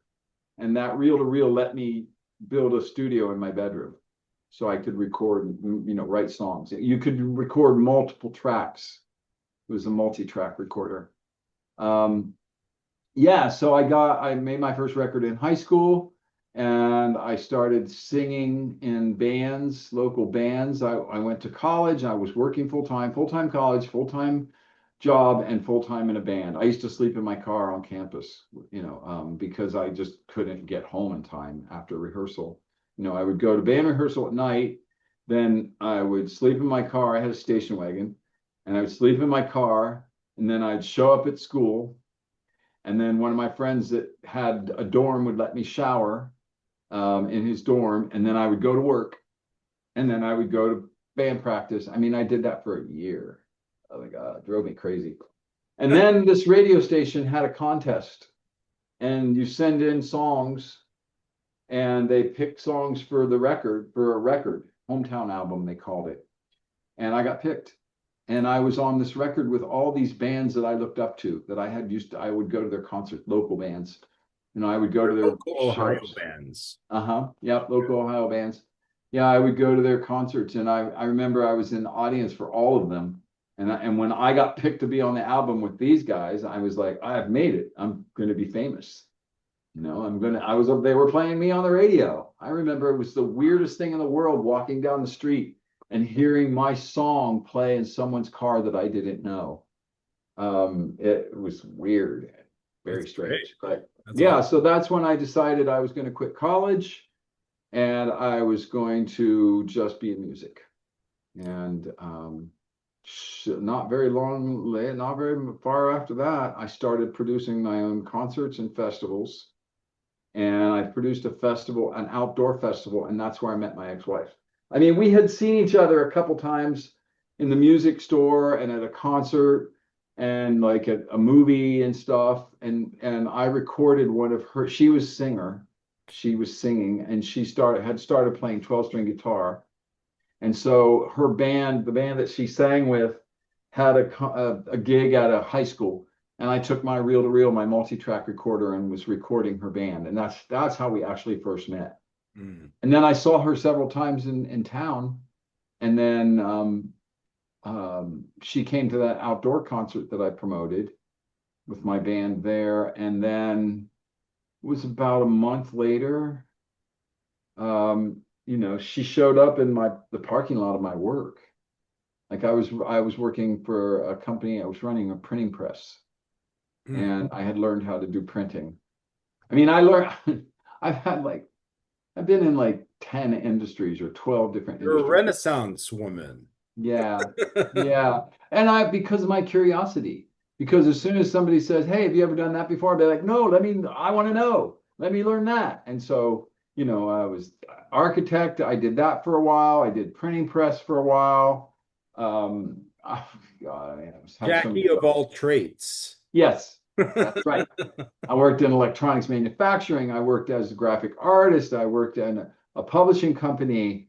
And then I went back to college and got a graphic arts degree and worked as a graphic artist. And, then I learned how to do video editing And digital photography, I was a digital photographer for a company for 4 years. And then I learned how to build databases and video editing, and then VFX. I worked in film VFX. I mean, one thing after another. I mean, I just like learning. And Yeah. then as soon as I learn something, I get really good at it. Mm. So yeah, curiosity has been the thing that's pulled me through, my life. I've always been highly curious about things. And that's just another that just points again to always looking for something to validate me. Because Mm. if I had my choice, if money wasn't an object and I didn't have to worry about working, Mhm. I would probably spend most of my time now. I would probably spend most of my time with, youth that either are rejected from their families or have dysfunctional families. Not necessarily only trans and non-binary, but I'd probably focus on trans and non-binary youth because first of all, they're adorable. And second of all, they are so desperate for love. And Mhm. I meet so many kids that are gender non-conforming that are rejected by their families and their parents, and they're all by themselves in the world. Mhm. And I just want them to be loved. I want them to have the experience of being loved. That's why, because I got that from my mom. Thank God for my mom. She was the thing that saved my butt. Because it hadn't been for her, if she was like my dad, I've met people that had, authoritarian, mean fathers and mean mothers, and they don't turn out too good. Would You you know, say that your mom was your ideal mom and your therapist was kind of like some kind of father figure or brother yeah, figure? yeah, yeah, I would definitely say that. Yeah, my psychiatrist was definitely, I really liked him a lot. He was, yeah, because he validated me. And when he first told me, because I remember when I first went to him, I'm like, yeah, there's got to be something you can do to make this go away. He has a lot of good practical advice, and I really do want to get into that. But let's continue. So how old were you when you and your ex-wife met and then started your relationship? I was just turning 20. Spoiler alert, in your play, your wife, in from an audience looking in, your wife was the villain of the show. Yeah, I mean, if there is a villain, it would have to be your wife. yeah, So, but it's also from your point of view. yes. And so can you talk to me about, meeting her, the good days? Yeah, let's see. So she showed up at my work. She said she was leaving for California the next day because she had gotten a job offer. Uh, And and she you're in said, Columbus, Ohio right now. Columbus, yep, that was outside my work, that I was, running printing presses. And she said, you're too talented to be in Ohio. You need to come to California. And when I get settled, you should move out to California and stay with me until you get on your feet. And so then then she leaned over and kissed me. And the that was the clincher for me because first of all, she was willing to make the first move, and that was a turn on to me. Um, and she kissed good, and she was really pretty, and she was talented, and we were both Catholic, and we both smoked pot, and we were both into music. I mean, it was like perfect, right? Sure. But I didn't say anything in the play, the way that the play was written. You have to take certain liberties of combining, like you can't really tell the linear story. It would take forever. Right, right, right. So I have to combine certain elements. Like some of those phone calls I had with my wife or with my mom were actually calls to my best friend Fletcher or my psychiatrist. I mean, I combined things. Sure. And so in the play, the way I made it sound like was that, we started making out in the back of the car then, but what really happened was she kissed me.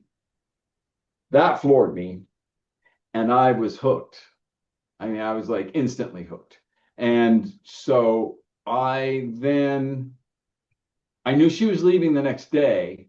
And so I found out where she lived, Mm-hmm. and I went and I bought a poster.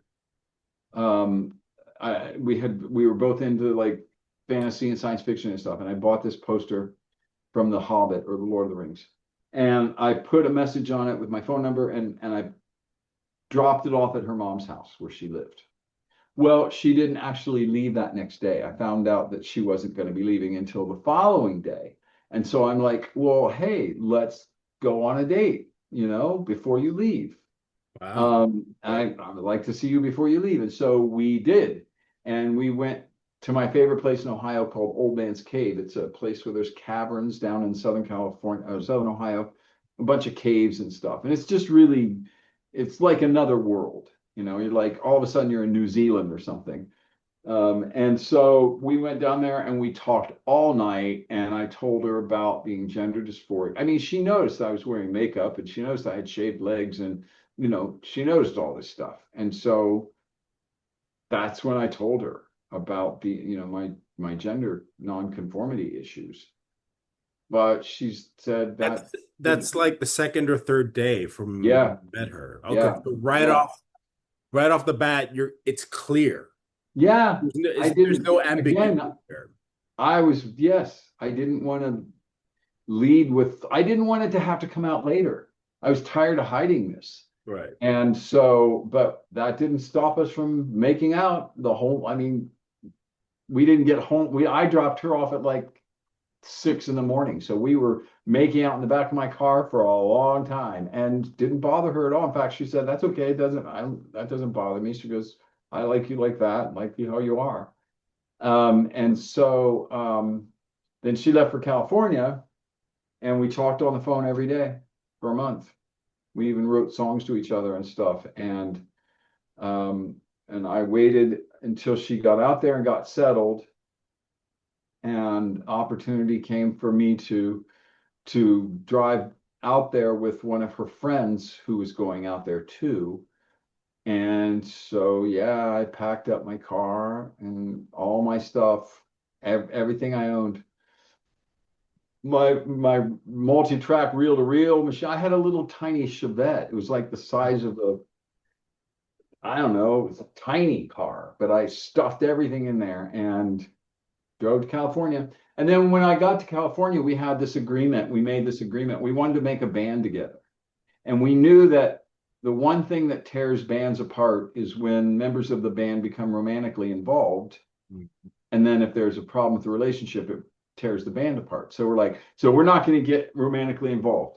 We're just going to be roommates, and we'll have this band, and it's going to be great. And then we started making out, and we were both attracted to each other. And that's during that time, gosh, I was only there for about a month or so. And one night she brought one of her nightgowns to me. She's like, why don't you wear this when we're making out? I'm like, wait, what? Hmm. Okay.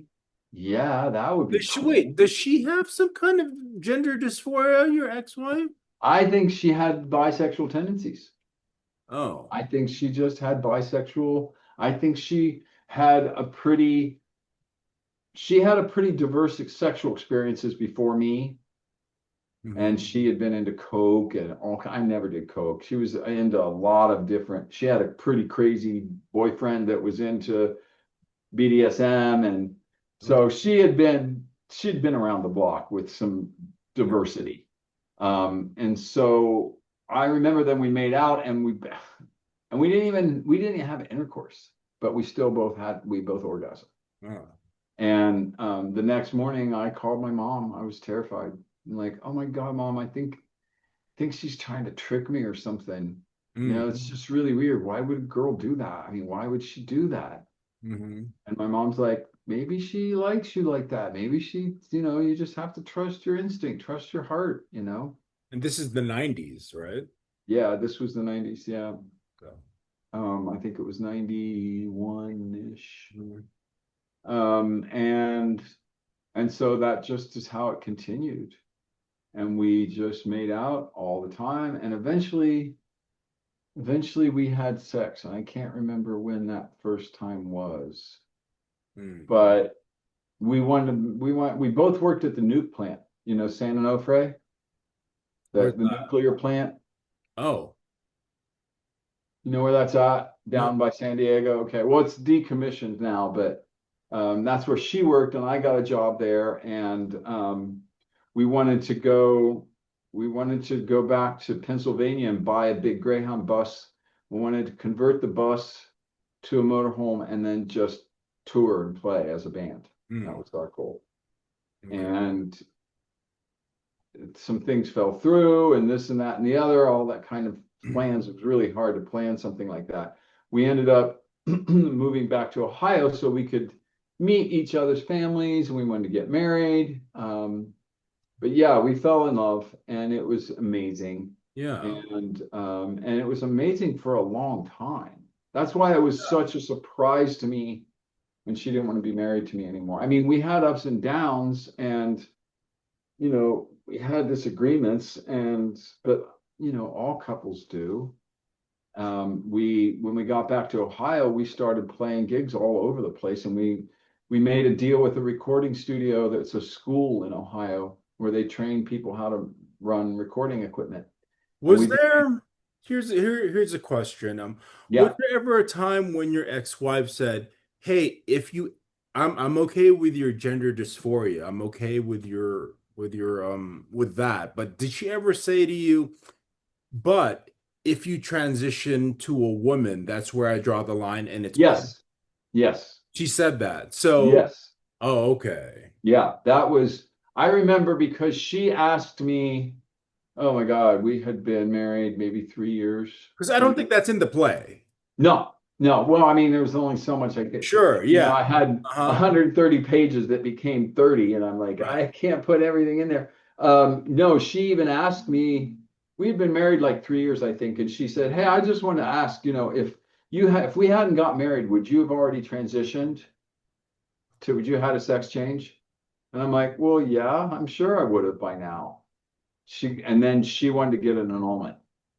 She's like, okay, that's it. I Okay. can't. No, that's not going to work for me. And I'm like, but I didn't. Yeah. And so yeah, then we almost were going to get annulled, our marriage annulled, and that's when decided to move back to California. I mean, because I even said, I don't even know how that worked out because I just remember crying a lot, and she was we were pretty close to getting our marriage annulled. It was going to happen. And how And far into the marriage was this? 3 years. Okay. So you guys are deep, into the marriage. That's a long time, 3 years. All I right. think 3 years. I Hold think. on, I'm trying to remember when we moved back to California. So, or maybe 2 years. Yeah, 2 or 3 years. But I Still, mean, we had yeah. been together since, yeah, it was 2 or 3 years. Or yeah. Yeah. And we moved back to California in '84. So it would have been, yeah, it would have been 3 years. Um, and we decided, well, we're just going to try again and see if we can make this work.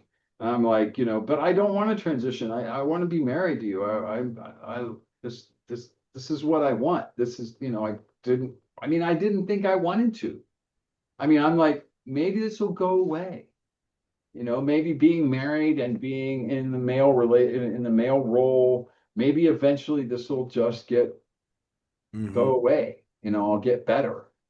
And she thought so too, thought that it would eventually go away, but we still kept having this crazy sex life that's when she started making up these fantasies of us being two women.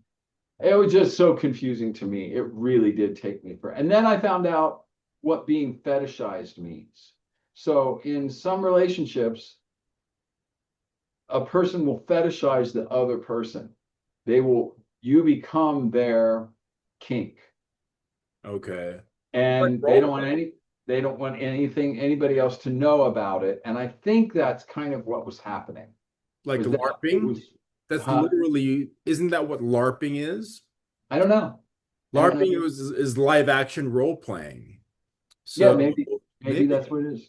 Okay. Yeah, because I know that we always came together, and sex was always pretty good for both of us. And we got back to California, and we had a drummer who left the band and became a pastor. We started playing in the church band. Um, yeah, and I mean, even when we were in Ohio, like a lot of times happens with people that are trans, when they're not accepting of themselves early on, they'll try and force themselves into, like, I even cut my hair. I mean, I got haircut. I started trying to do as much as I could to be a guy. Um, yeah, I was really, I don't know, it's Hmm. very confusing because I knew that I didn't want to not, I loved her. And Yeah. that was the hardest part about it, was I didn't want to lose her, but I didn't understand why sometimes it was okay and sometimes it wasn't.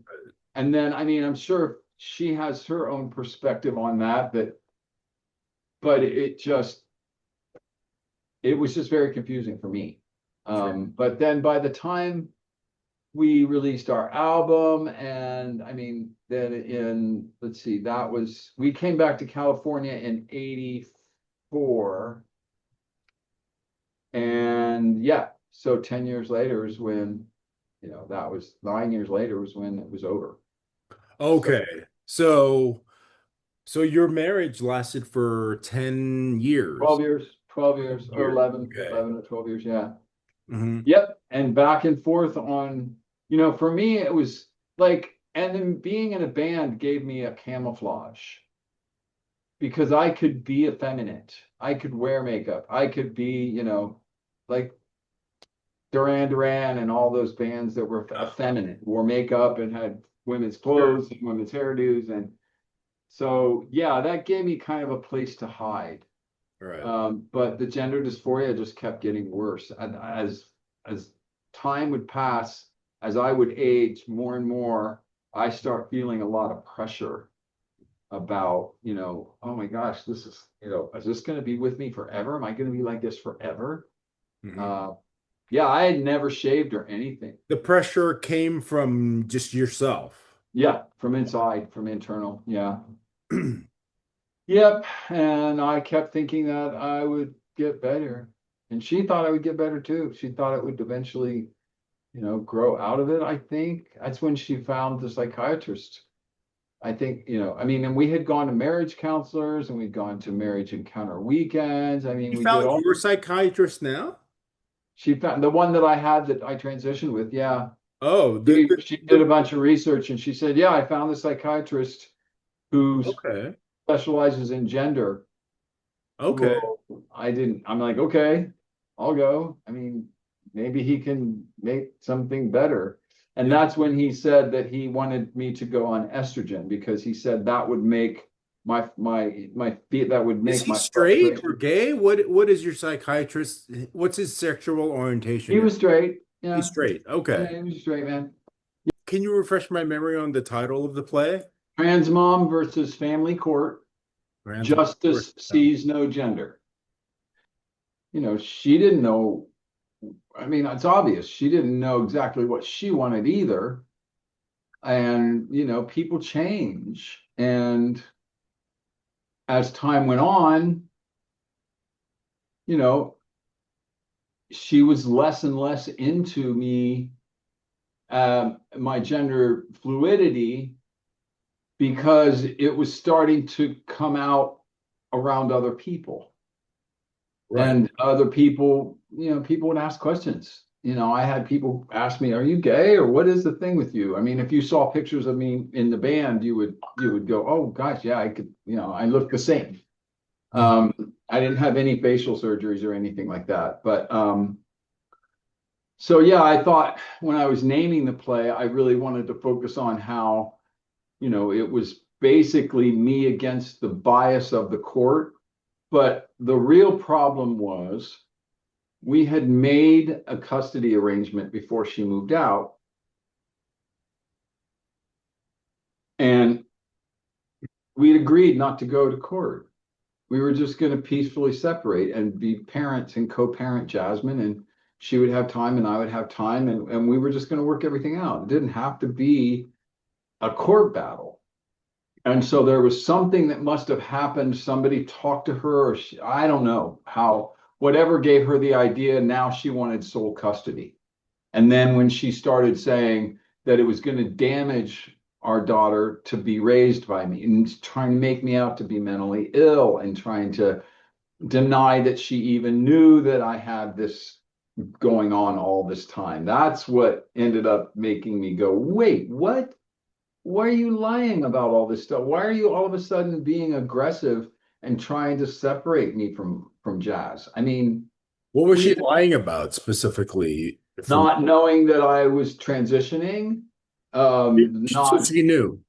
she knew she was the one who wanted a new life. I didn't want to date and I didn't want to keep doing, I just wanted to raise my kid. And I wanted to share raising her. And Hmm. so I had the weekend job, she had the weekday job. I had, custody during the week. She had custody during the weekend. And we wrote out a custody arrangement. And then she denied making that arrangement. And we had agreed to send our daughter to Ohio for the summer to spend time with both families while we separated our possessions and went through and, finalized everything, Hmm. getting her stuff out, and I was going to get another roommate. And but then all of a sudden it turned into this big aggressive thing. And like I say, that was pretty much after the Mother's Day incident. I don't know what happened. And I don't know if the time that she was unfaithful, I don't know if that was the only time, because I had friends telling me they thought that she had been unfaithful other times in the marriage. What's the Mother's Day incident again? Can you refresh our memory? Was when she had my daughter for Mother's Day and then brought her home, and Giles came in and said, Happy Mother's Day to you too, Gina. Ah, So by saying Happy Mother's Day to me, that it, triggered her. yeah, it triggered her. And she didn't, and my daughter didn't even call me mom. She didn't say mom. She said, Happy Mother's Day to you too, Gina. Hmm. That's it. And the violence, oh my God, I was just terrified to think What violence? she just got violent. She would try and hit me and Oh, smack. Yeah, she was, on Mother's Day. yeah. Uh, As she was leaving, I shouldn't even think I remember right, she pushed me. And because when she came to drop Jazz off, the guy that I was dating, Steve, was there. And he was affluent, he had money. And I think there was a little bit of jealousy that hmm. I found someone before she did, and I was gonna be living pretty good if I stayed with Steve. I mean, again, I can't really get in her head and know what all was going on, Right. but You can't speak for her. We're just speculating, of course. yeah, exactly. But I just know that it got really nasty when it didn't have to. And nowadays I'll see like stories of trans people that are transitioning and they stay friends. Yeah. Sometimes they even they stay married. Hmm. Had we been able to just stay friends and not go to court, it all would have turned out differently.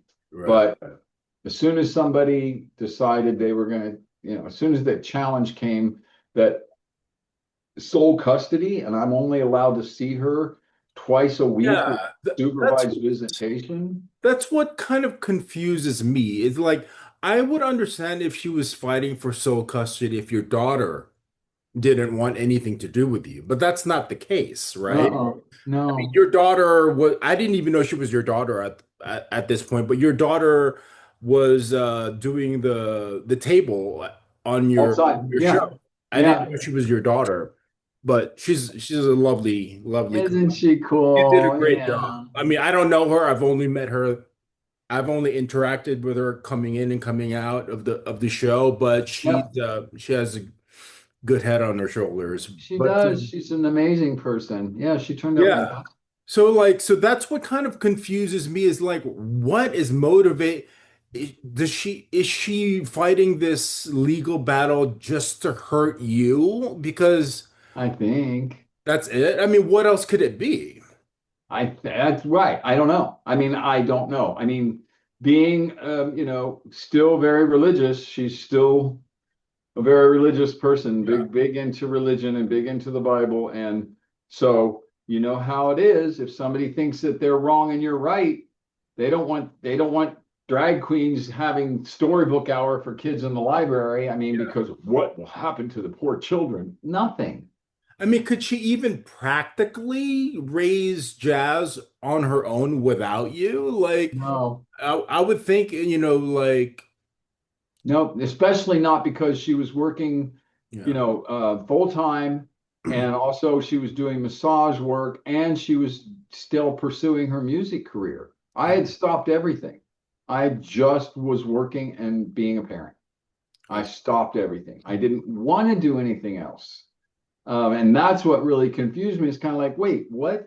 And then the very, very, very confusing thing was after all is said and done, case is over, joint custody, and then it would be her night to be with Jazz, and she would cancel. Mm. She would call and say, "Oh, I got a photo session, or I'm gonna meet some musician, or I got a date, or blah blah blah, or whatever the excuse was." She just went off and tried to create this brand new life, Mm. and and here I was going, well, I'm Yeah. do what you need to. I don't care. I'll keep Jazz every night if I can. I mean, I would have had Jazz every night. I wanted to be a parent. I just wanted to work and be a parent. I just was so into raising my daughter. She was so fun to be around Mm. and just teaching her stuff. I mean, the job that she has now that my daughter made her own business, and it's basically built off of things that I taught her because Oh, I would take great. her to work with me and teach her my jobs. So Mm. I taught her about computers and I taught her about digital photography and I taught her about video editing and she turned all that stuff into employment. But Oh. that's what I wanted to do. I mean, that's what I Them to have a got. better life than you did. Whether or not you had a good life or a bad life, you want your children, I mean, rationally speaking, you want your children to have at least as good or a better life than you did. I mean, Exactly. they're not, but like that's your goal. That's kind of what Yeah. you I want. mean, and again, that's if if you're lucky enough to have a parent that treated you that way. And because I had my mom, and because that's how my mom raised me, like I was the only thing that mattered in the world, you know, um, and my brother, she treated us both the same. But I mean, because I had that kind of a parent, that was my example. Well, Kiki didn't, my ex-wife didn't really have that kind of an example. Her father died when she was still in high school.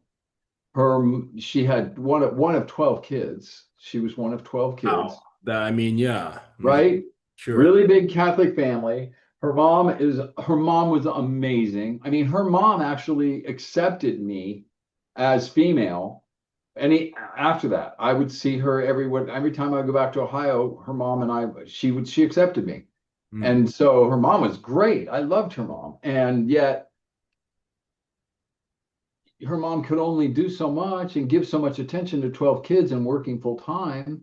So my ex-wife never had that same thing that I had.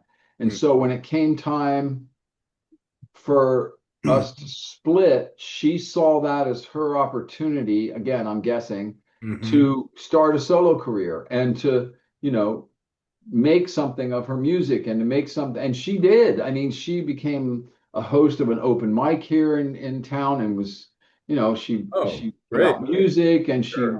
she promoted music festivals. I mean, she continued doing it. Good for Um, her. Yeah. and still does to this Okay. day. I mean, I didn't pick up music again until when my daughter went to college. Mm. That's when I started playing music again. Okay.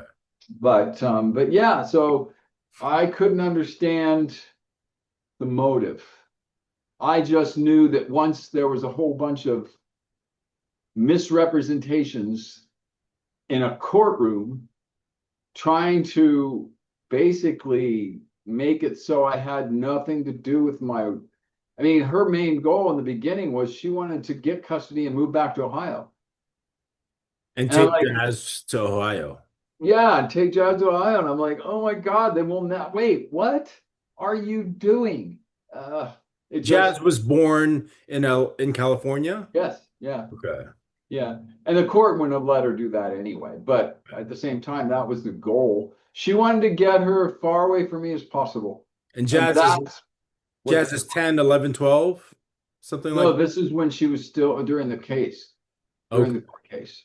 And how old is Jazz? Yeah. How old is Jazz? During the court case, she was Yeah. 5. Okay.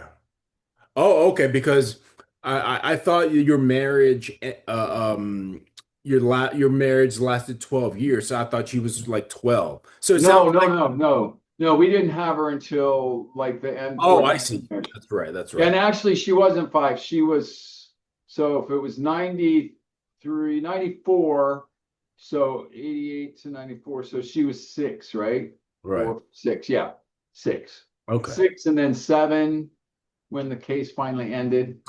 But no, we had a blast. We got along great. Hmm. And it's also because of the way that I was around her. Like I pretty much gave her my undivided attention. To me, that was my role in life, Right. be a parent. I didn't really, I was tired of the music business. I just, now that I'm going to be female, which was like a dream come true for me, and have a child, that was the ultimate. I couldn't think of anything better in life than to be a mom, to be a parent, and to help her grow. And she had a modeling and acting career, which got ruined, but she got into swimming and water polo. And I was just loving it. I was going to every meet, every swim meet, every water polo meet, videotaping everything she did. Yeah, to me, that was what life was about. So yeah, then at one point I think when she went to college, my daughter went to University of Iowa. So either when she went to college or right before, her mom moved up to Carmel, California, which Mm. I really didn't understand. I'm like, wait, why are you moving away from her? Mm. And then not too long ago, I don't know, 4 years ago, she moved to Missouri. Okay. So to this So day, you don't you the motive isn't clear for why she took you to court. no, I think the motive was just the religious objection to me being trans. Okay. I mean, maybe I don't know. Yeah, it isn't completely clear. I Yeah. think that she thought that she genuinely believed that I was going to psychologically damage our daughter by being trans. I think that she So genuinely, that might be the motive. I That think so. you would like harm her life. Psychologically, yeah. And what would people think? You Mm. know, what would people think if she let her daughter be with a trans parent? You know, why does it matter what people think? But I do know that during our whole time together, she was a lot more concerned about what other people thought than Sure. I was. I don't really care Mm. what people think. You're supposed to live your life. You're supposed to be true to yourself. If you live your life worrying about what other people think of you, you're going to end up with regrets. Right. And I think that was probably one of it, an element in it too, was she was worried about people judging her for letting her daughter be with me. Right. I Well, mean, I don't, now, I mean, we have the benefit of hindsight. We know that, she was wrong because your daughter, turned out to be great. yeah. And it's a And she turned out heterosexual. Yeah. She married a man. She didn't turn Uh-huh. out lesbian or whatever. It Right. was, Right. Because which that wouldn't is have mattered to me. right. I mean, that is like, I mean, that is one of like the fears in the back of like the conservatives is like if you're gay, then you're trying to raise your children to be gay. If Yeah, you're two gay men and you have you adopted a son, you're trying to raise them as yeah, a gay yeah. man. That's what people think. I know it. But in your case, I mean, you just let your daughter be, you know, herself. She Yeah. turned out to be a straight woman. So, Yes. I mean, Right? they I can't make mean, that and they can't make that argument against you specifically. yeah. So, Well, and the cool thing was too is that, my psychiatrist even told me that years ago. After everything was said and done and the court case was over, I stayed in psychiatry for a while. I stayed with my psychiatrist for about 2 years after the case, just because I was still transitioning and I had had surgery and I just, I've always been pro psychiatrists. I've always been pro counseling. I think that everybody should have a counselor, at least during the hard parts of your life. And so I stayed with him and I had all kinds of questions as she was growing up. Is it okay if this, I mean, how will I know what'll be the signs if I'm, damaging her, or what'll be the signs if this lifestyle is unhealthy to her? How I know if I'm a good parent or not. And so he helped me identify a lot of that. He was really good. He even met with her a couple times too. Um, yeah, so that ended up being that ended up being the whole impetus for doing play. Was like I wasn't even going to do a play. I've never done a play before. Never been in a play, never done a play, never wrote a play. But with all the anti-trans stuff coming out, a close friend of mine said, your story is really powerful because we can see the history, we can see how it turned out. It's not like this just happened 5 years ago and we don't know what the story is going to turn out like. We see how she turned out. And this friend knows my daughter and she said, this is going to fly in the face of the anti-trans rhetoric that's out there, of all the people saying, that we're damaging to children, that trans people shouldn't be around kids, and that, it's going to confuse kids. um, And she also doesn't want to pick sides. You know sure. what I mean? I never raised her to be against her mom. You know Okay. what I mean? I never wanted her. I wanted her and her mom to have a good relationship, Mhm. because I felt like that's going to make her a healthy adult, is if she has a good relationship with both parents. And Their how is mom, her relationship with her mother? uh, they talk a lot. I mean, and they'll see each other, like they'll do things together. Um, Is your ex-wife in California or is she back in no, she moved to Missouri. Missouri? That's right. Yeah. Yeah, and then, but I still, I want, when they get together, I want it to be Jazz and her mom. I want her to devote the time with her. And a lot of times when Jazz will get together with her mom, there's other people around, and it's her mom's gig, and Jazz goes to the gigs with her, and Jazz goes here with her, and it's like Jazz is the trophy or something, instead of them having one-on-one mom and daughter time. That's what I really want for her, but it just hasn't doesn't really happen that way. And her mom has a lot of regret. Um, she doesn't, I don't know if she actually would frame it that way or admit it or say that, but she's, I told her that she Well, would. they still have time. Yes, they So do. like there's still hope and you know Yes. Yeah. And again, I'm like, every time something comes up, I'm like, this will be the time. This will be the time when her mom actually just makes Jazz the star and, just devotes her time with her. And because, yeah, I think as time passes, things soften, hopefully. I yeah. mean, her mom still doesn't like, I think there was something on Facebook, oh, I don't know, maybe last year or 2 years ago or something, where I posted a picture of Jazz and me on Mother's Day, and I put something like Mother and Daughter Day or something like that. And her mom comments, "Well, you know, you're not her mom."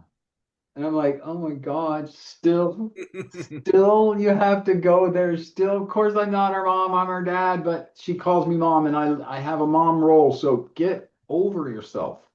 Yeah, And then I had to block her because I'm like, I can't take it's too her much. seeing my stuff and commenting on my stuff. That's just like, it's just been 30 years. There was a time when she was with a man for like a 4 or 5 year period that she was with this guy. Oh, Um, okay. Everything started to get better again. And I would go over to their house. We would have like, she would have a birthday party for Jazz. I would be invited and I would invite them to my place. So I was like, oh my gosh, there's Oh, finally going to be peace. that's a long And time. 4 or 5 years of that's a yes, significant time of positive. yes, Yeah. yeah. So when that relationship ended, then things kind of went back to where they Ah. were that. And, It you was know, the guy that was kind of helping you guys rekindle some kind of positive relationship. yeah, he was a sweet man, really nice guy. And he and I had longest conversation. We talked for a long time. We got along really good. Yeah. And he was the one that made the peace. Hi, if you're enjoying this content, please consider liking, commenting, and subscribing. I was raised conservative. I was conservative. I Mhm. mean, Did you ever vote conservative? oh 20. yeah, I voted conservative. Yeah. Oh, okay. Yeah, yeah. I was totally like I wouldn't my person now and my person 30 years ago would not be friends. We would I not be mean, friends. it's great that you're self-aware that you can admit that. So, Oh yeah. No, I know that. We no, no. I okay. was a very close-minded. I wasn't homophobic or transphobic, but I definitely thought those people were not going to go to heaven. I thought they Wow. were outside of God's Okay. design. So right, you were a trans woman today, and then you were at one point thinking that trans people would go to hell and not heaven. I didn't know about hell, but I knew that well, I didn't know, but I had an opinion that Right. they were outside God's will, that it wasn't that they were going against God. Okay. Yeah. How old were So, you when you had these views? oh, in my 20s. 20s. Okay. Yeah. And when did you transition After I to came to California and I started meeting gays and lesbians, and I probably met trans people, but I started meeting gays and lesbians and they were like cool. I mean, everything I had been told about them was like they were great. I mean, I made friends with them. but at the same time you believed that these people like homosexuals and pansexuals wouldn't go to heaven. What did you think about yourself? Did you think that you yourself would go to hell and not If heaven? I didn't figure out how to not be that way, yeah, I was afraid for my salvation. Oh yeah. Okay. Yeah, Okay. definitely. So you were self-aware that it's not just them that aren't going to heaven. Oh You no, I knew. That's yourself. why I read the Bible so much. Just Okay. trying to find a way out. Just trying to either find a cure or to find something that said I was okay. Or, Right. yeah, it was so confusing for me because, yeah, I was extremely self-critical. That part of me, I thought, yeah, I thought that was, well, I guess there's like two sides of that because I knew deep inside that I was okay, that I was made that way. I knew it wasn't my fault, and I knew that it was that I wasn't a bad person. And so I couldn't imagine going to hell, but I just felt like I was outside of God's will. If I would change my body, that would be against God. Hmm. And I don't feel that way anymore, obviously. But then when my psychiatrist explained to me that this happens to you before you're born, this is your brain is different, and it's not your fault. There's nothing you can do to make it go away. There's nothing wrong with you. You're just not in the gender that the world expects you to be with the body you have. And so the way he explained it to me was just, I remember crying the whole way home because I felt all of a sudden like all this guilt was removed because I felt like that was something I needed to figure out how to overcome this. How old were you at this point? 29, 28, right around the time my daughter was born. Okay. Yeah, 28, 28, 29. Yeah.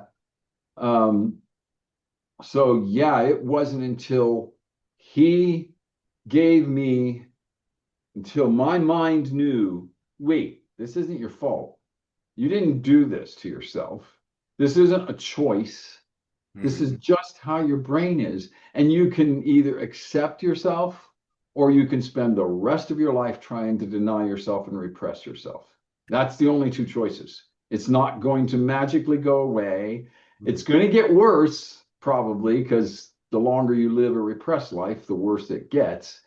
And I had never met a trans person. And I remember telling my psychiatrist, I'm like, yeah, but I'm not like those people. They're all freaks. And Hmm. he's like, no, they're not. And I'm like, well, okay, prove that. And he's like, okay, I'm going to set up a meeting with you. And he had 5 other clients that were trans females that had already transitioned. And I got to meet these people, and they were regular people. What year is this? The same year, 1989. 1989. So there were already people trend that technology existed back then? Yeah, Oh, I did not know that. I thought, yeah. Oh, yeah. That well, they were even treating trans people before Nazi Germany. I heard that rumor from this MMA fighter that like the first trans person was created during the Nazi regime when they were Yeah. experimenting. So that's Yep. true? Yeah, that's true. Oh, And then they destroyed the whole clinic. That doctor had to escape in exile. They burned all the books, like 20,000 books or something crazy. Yeah, that was, and they had already been treating him with hormones and with surgeries, oh, and really? yeah, Do you know if but it was from male to female or female to male or both? I think it was mostly male to female. I Female. don't imagine they had, because the technique to go from female to male is pretty extensive. That's it's a lot of surgeries and it's a lot of That kind of surprises me. But again, I'm not a doctor, but like the idiot in me is like, what?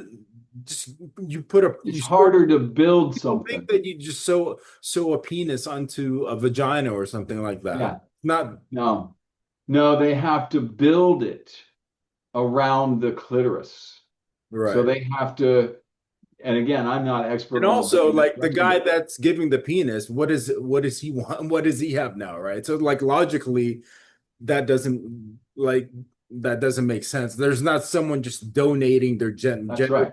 for No, this. they have to build it on, so they give them male hormones so that the clitoris gets bigger, and then they will build on top of that with tissue that they take from other parts of the body.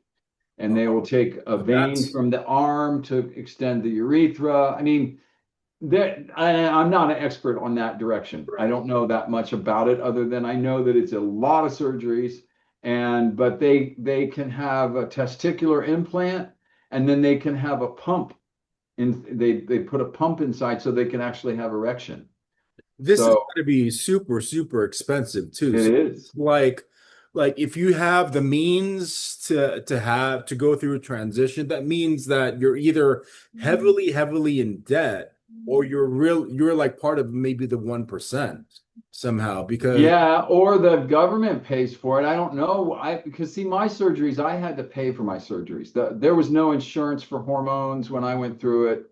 I had to get my hormones, not illegally, but the doctor had to lie about what she was giving me. Why? Because insurance would never cover the hormones.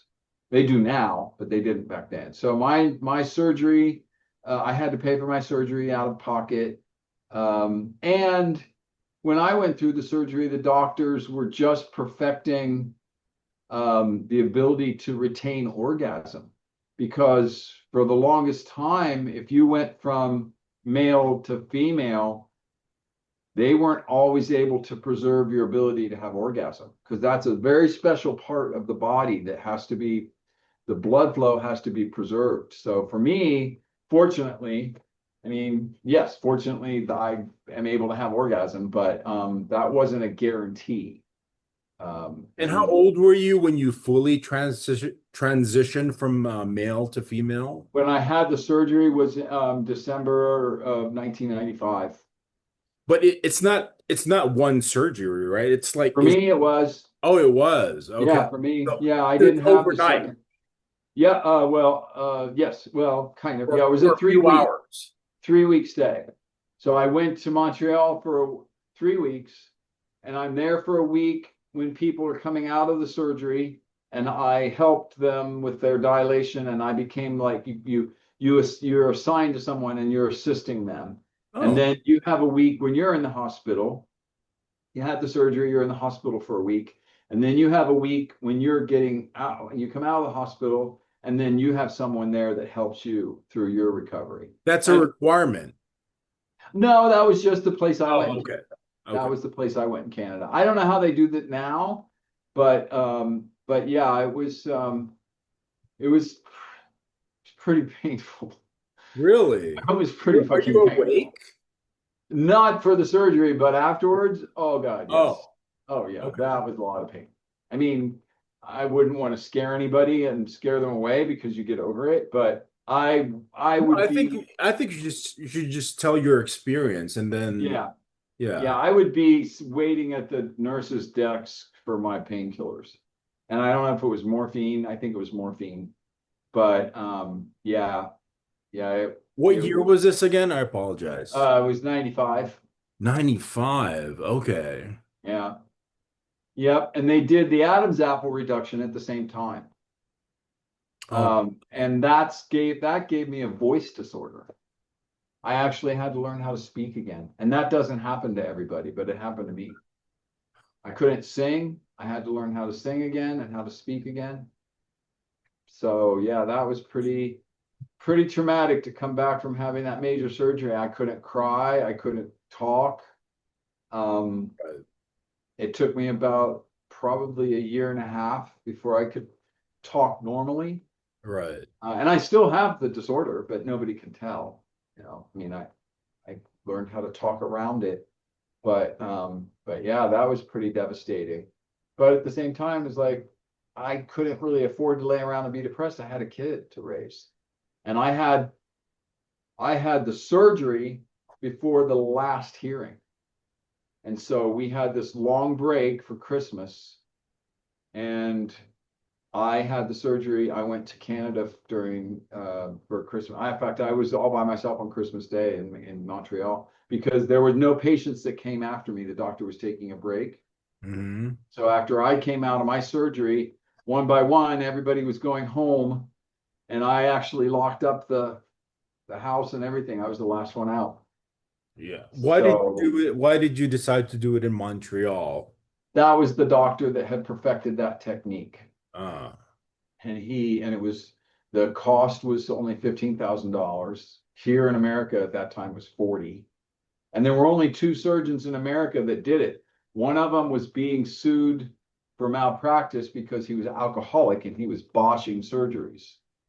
And then another one was in Wisconsin, and he had this very elaborate procedure that you had to go through. He didn't want to do this to anybody that was going to have regrets and commit suicide, because that's what doctors were afraid of, was that they would do this surgery and then people would have regret and then be suicidal.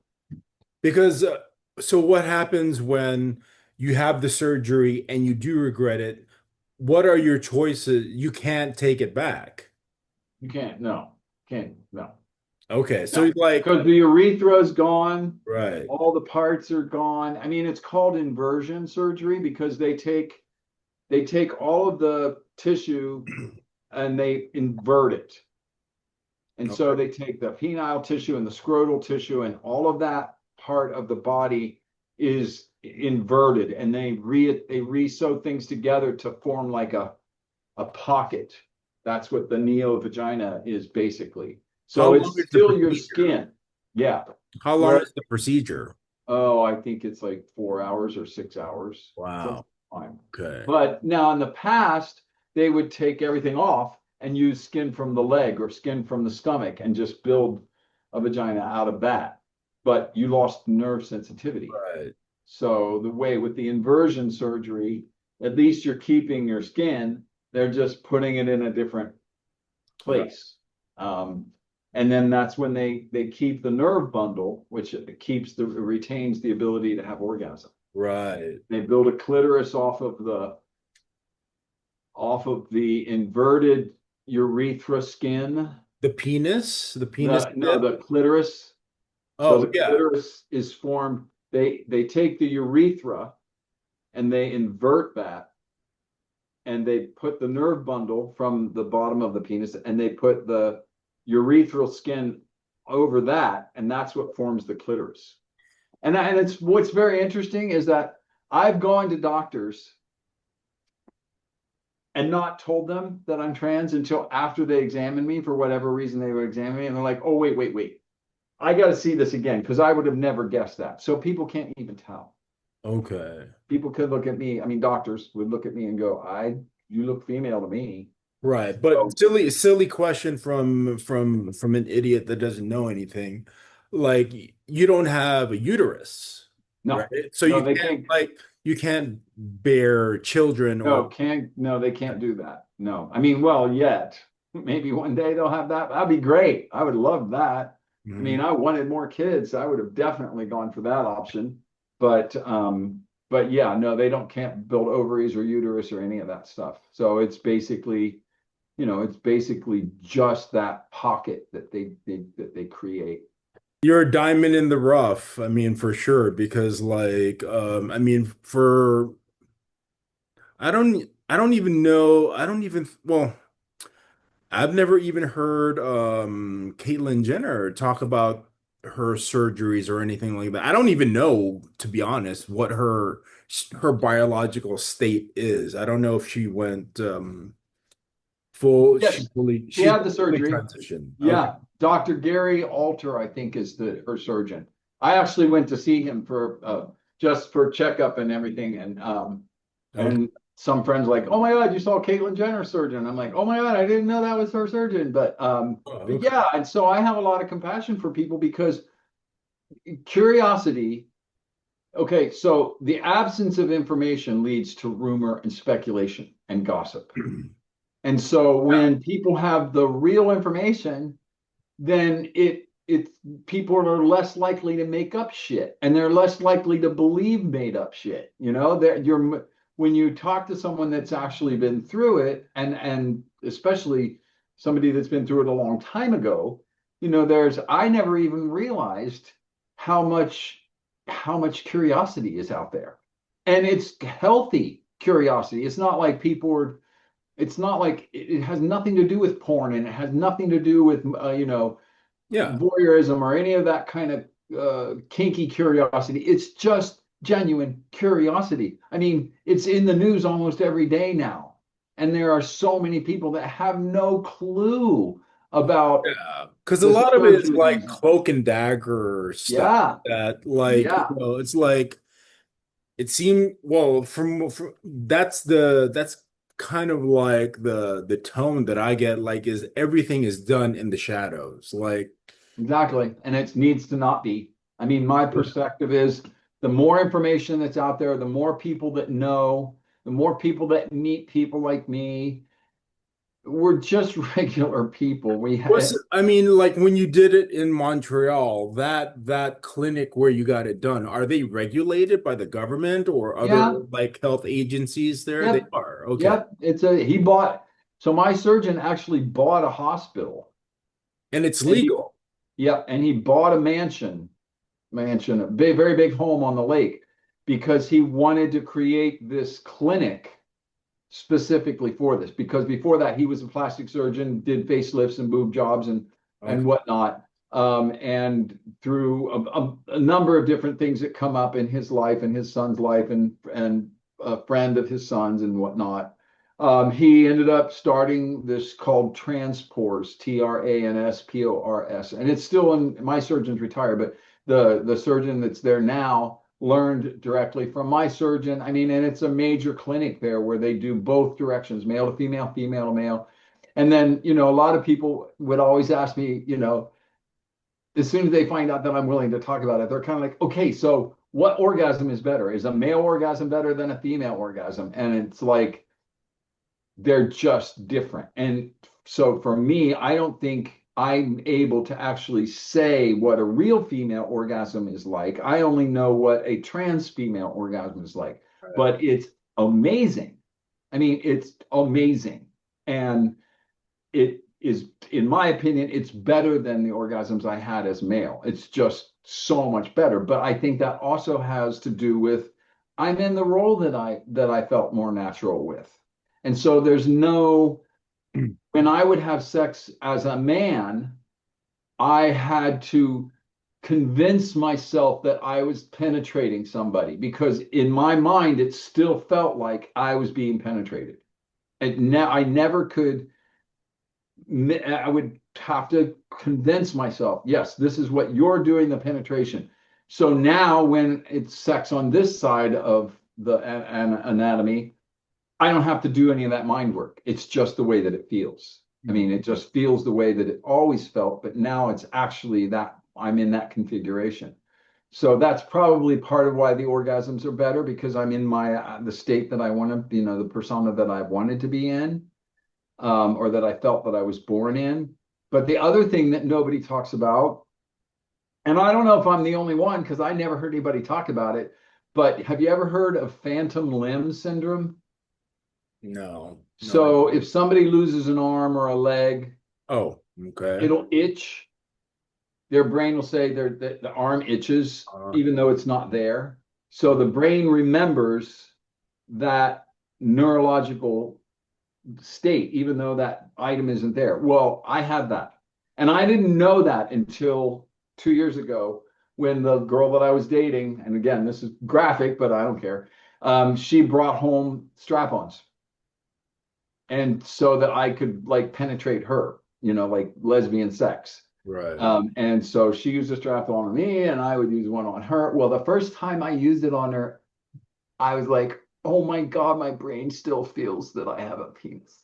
I couldn't feel it in my nerves. There's nothing there, but my brain still felt it. It was the craziest sensation ever. I mean, I don't think I'd want to do it regularly because it would confuse me, but so there's things like that people don't even talk about, and it's kind of sad because there are so many people transitioning early, and people always ask me like, how do I feel about the people that are pre-puberty and having taking puberty blockers and transitioning before puberty, and I'm like, well, first of all, I don't think I don't have the right to have a vote on that because I don't have any kid in that position. I think that should be reserved for the parent, the kid, and the doctor.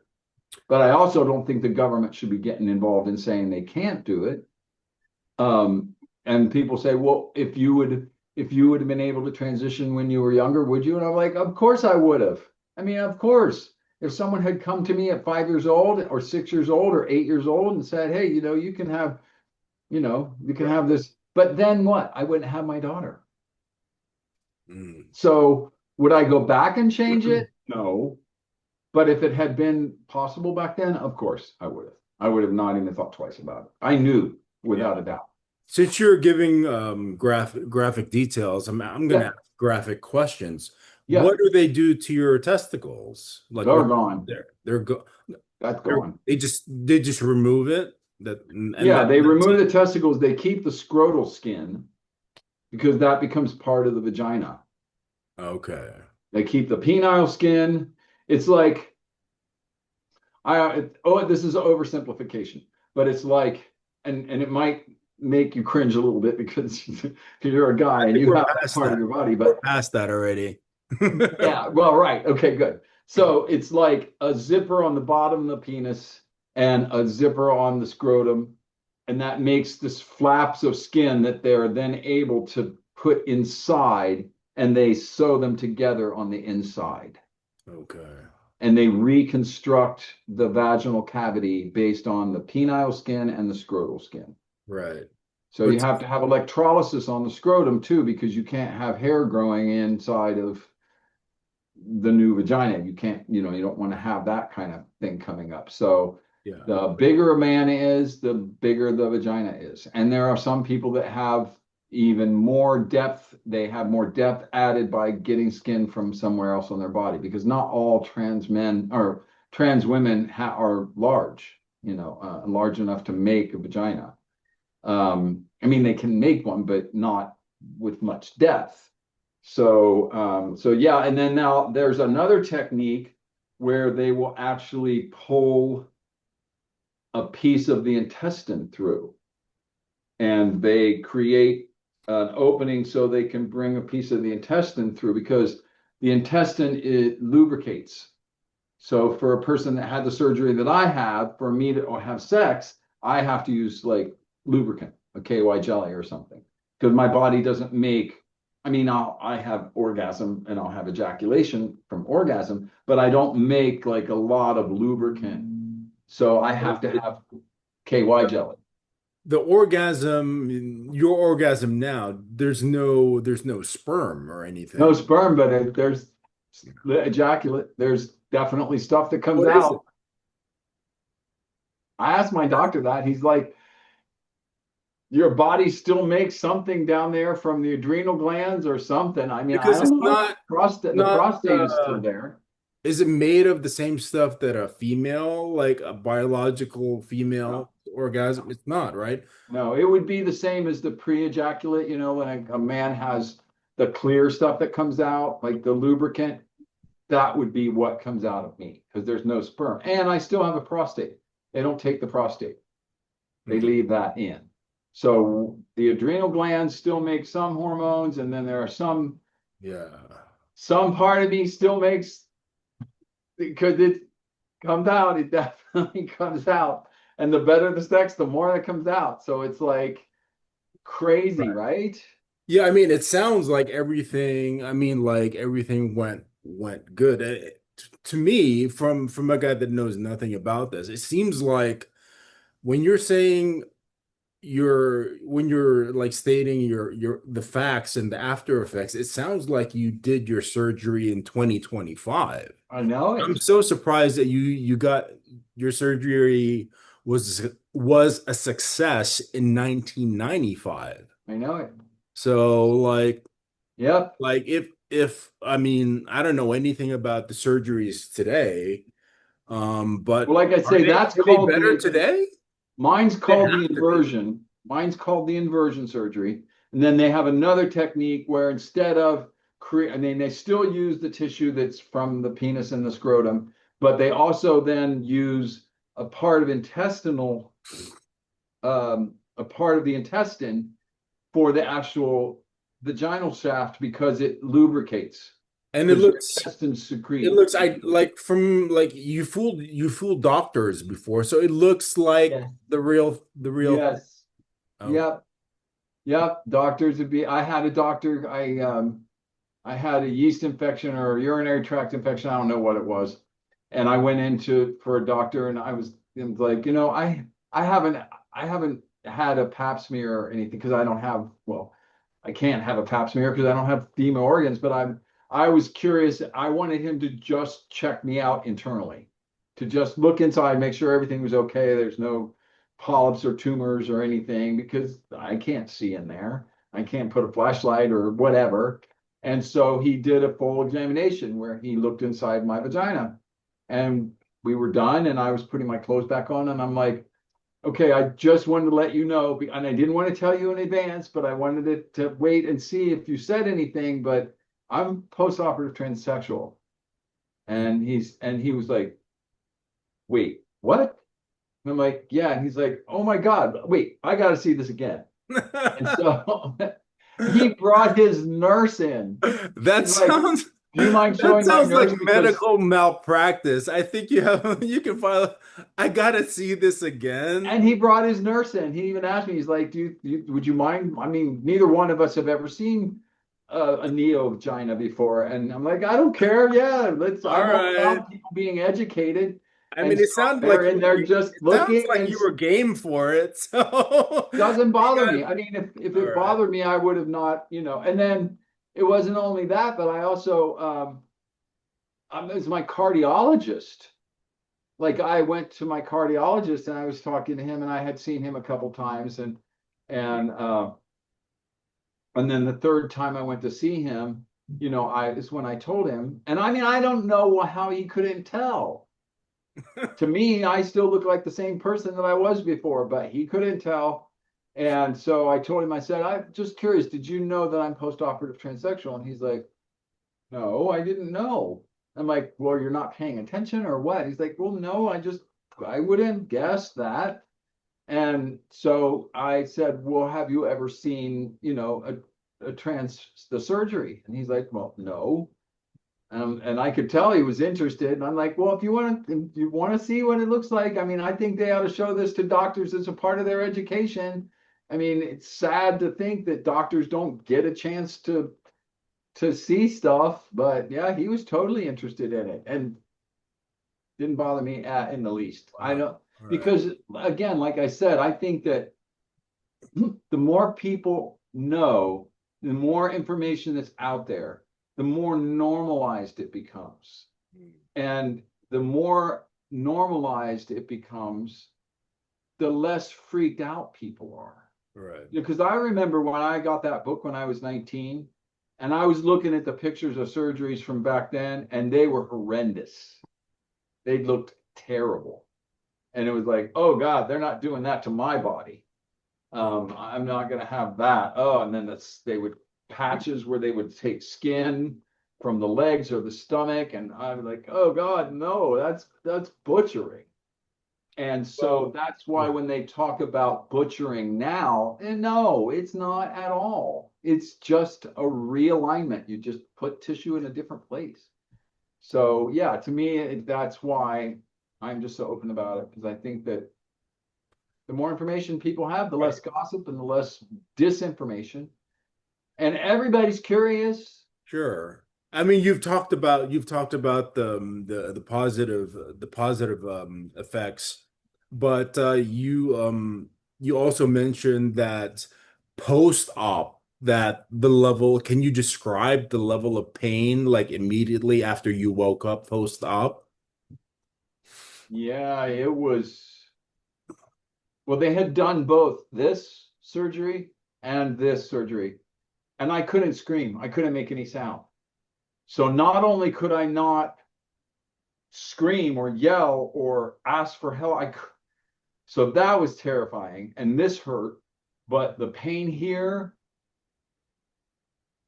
was like I would imagine, I don't know, I never had any pain like that before. It felt like a part of me was missing, which it was. I mean, but it felt like I had been it felt like something had just completely ripped something off of me. It was like throbby pain, really deep, deep in my body. And I just couldn't wait for the morphine.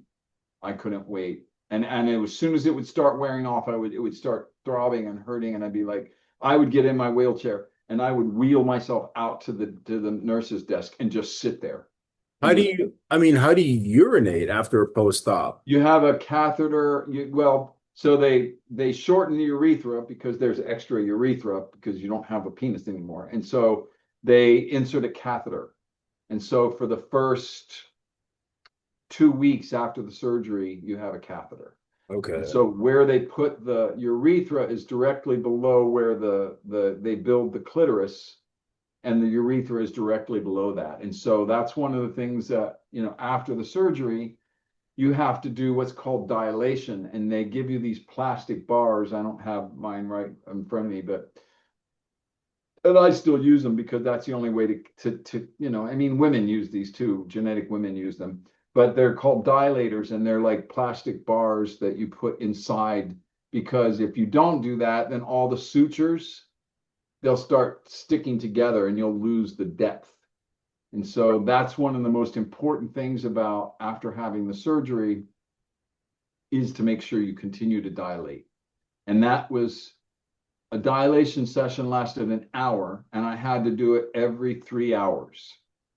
And so when I came back and I got a job, I had to lie to my job and say that I had to pick up my daughter and take her from one school to another because she was in a split schedule. I made a big lie up, but that way they would let me. I would dilate. I would go to work for 2.5 hours. I would come home. I would dilate. I would go to work for 2.5 hours. I would come home. I would dilate and go back to work. And so my schedule was just crazy long. I would get to work at 7 and I wouldn't get home until 7 or 8. So you told them that your daughter had 3 or 4 or 5 different Yeah, that I had to take her to different, buildings, different Oh, schools. I made up. And then while I was at that job, my ex-wife filed a complaint with the district attorney saying I wasn't paying my child support. I was never ordered to pay child support. oh. She was ordered to pay child support. And I told the judge, I don't want that. I don't want child support. That's just going to give her an excuse to disappear. I don't want her money. And so when she went to the district attorney and said I wasn't paying child support, the district attorney sent a letter to my employer, and then they found out. They're like, wait, we just got a letter from the district attorney saying you're not paying child support, and it's from a woman. You have a child with a, wait, what? Who is, which was my old name. And I'm like, oh my God, you're fucking with me still? I mean, leave me alone. God, they keep trying to sabotage me. I was just trying to work a job and get beyond it. So yeah, so they found out, but then I thought for sure they would let me go, but they didn't. They were like, oh, we don't care. That's not a problem with us. So that was back in the 90s. And then I had another job when I was a digital photographer, and they found out. I don't know how they found out, but I have a suspicion. And they didn't fire me. They didn't fire me. I mean, you must be a good employee. I So was a hard worker, yeah, and I liked work, and I'm friendly. I mean, I get along with people. I'm not a backstabber, and I'm not sure. grumpy, and I like to work. And I'm also really technologically advanced, and so wherever I go, everybody learns around me. Hmm. Because I bring new technology, and I'm like, oh, did you know that we could save time by doing this and this? Like right now, that's my main job now, is I do automation, and so like if you spend a lot of time with email, I can automate that. If you spend a lot of time doing administrative things, I can automate that. If you want to send a newsletter to your following and you manually do all this, write the newsletter and you send it out to everybody, I can automate that. I mean, my main goal is to give people back their life. And I use a lot of AI, but that's not all. There's a lot of tools out there nowadays that people just don't know about. Hmm. And they're not that hard to install. And all I have to do is learn what a person's job is. You put the Play-Doh in the machine and out comes whatever. I have to know all the steps. And then once I build that little step map, then I can figure out how to teach people, how to not do everything manually. That's the way the world is going. So yeah, that was my advantage, is that everywhere I go, I make things work better. Hey, everyone wants you around. So Yeah, okay, good, thanks. Pay me so monies, give me the monies. so it sounds like, I mean, just to go back on your operation, it sounds like immediately post-op, would you say did you regret it because of the pain? No. Okay. It was Even the even most though the amazing pain thing. was I like knew it was going to be a part okay. of it. I knew it was going to be a part of it. When they took the bandages off and I was able to look at my body and see that I had a vagina, that was it was, It was like being reborn again, yeah, being born. yeah. It was like all of a sudden, I'm okay now.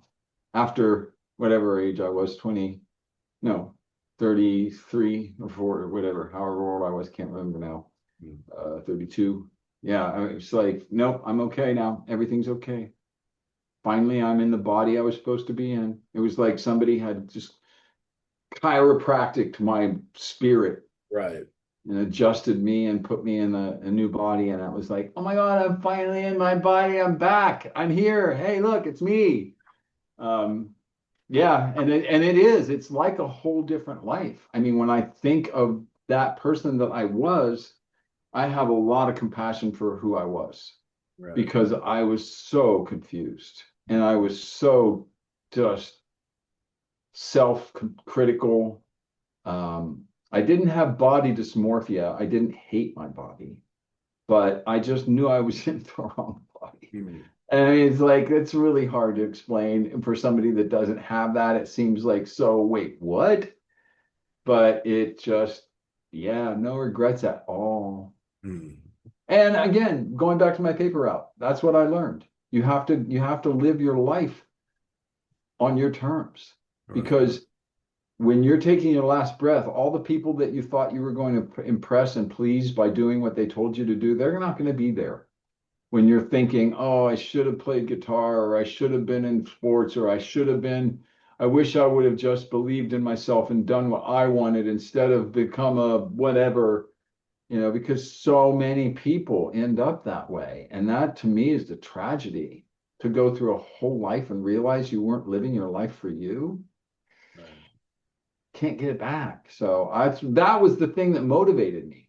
I was terrified that I would regret not changing gender. Once I knew she moved out and the marriage was over, all I could think about was if I don't do this now, I'm going to regret it for the rest of my life. I need to do this. I need to do this. I know this is going to be hard. I know this is going to make a lot of things hard. But what's harder? Figuring out how to navigate my life or wishing I had, wishing. Like I meet people now in their 50s and their 60s that want to transition. And it's never too late, but they've missed a lot of life, Mhm. and oh my gosh, I've had 32 years or 31 years of being myself. So wouldn't trade it for anything. How long did it take you to be fully healed after post-op? Probably fully healed where you couldn't see scars or anything, Or like probably. fully healed in the sense that you don't have to take painkillers, you're not in pain, you Oh, can. well, I didn't have to. Painkillers was after 6 weeks, I was done with painkillers. Okay. Yeah, no, that didn't last much longer. I mean, that was just the first 6 weeks. And then probably like I could still see some of the reconstruction scars after 6 months, but basically between 6 to 9 months, I was living a normal life. I mean, I was still dilating. I still do because I'm committed to doing that, but I don't have You're to. still dilating today Yeah. every 3 hours? No, no, no, no, no. Oh God, no. Once a week. Oh, all right. Once a week. No, no, no. God, that would be forever. Oh my God, that would be terrible. Yeah, I'm You'd also never. pretending like I know what dilating means. Yeah, well, it's putting a I know. plastic bar inside of your vagina. It's like, and then you hold it there. Oh, okay. And then you take that out after 10 minutes and you put the bigger one in. And then you take that out and put the bigger one in because you want to encourage this to all stay open.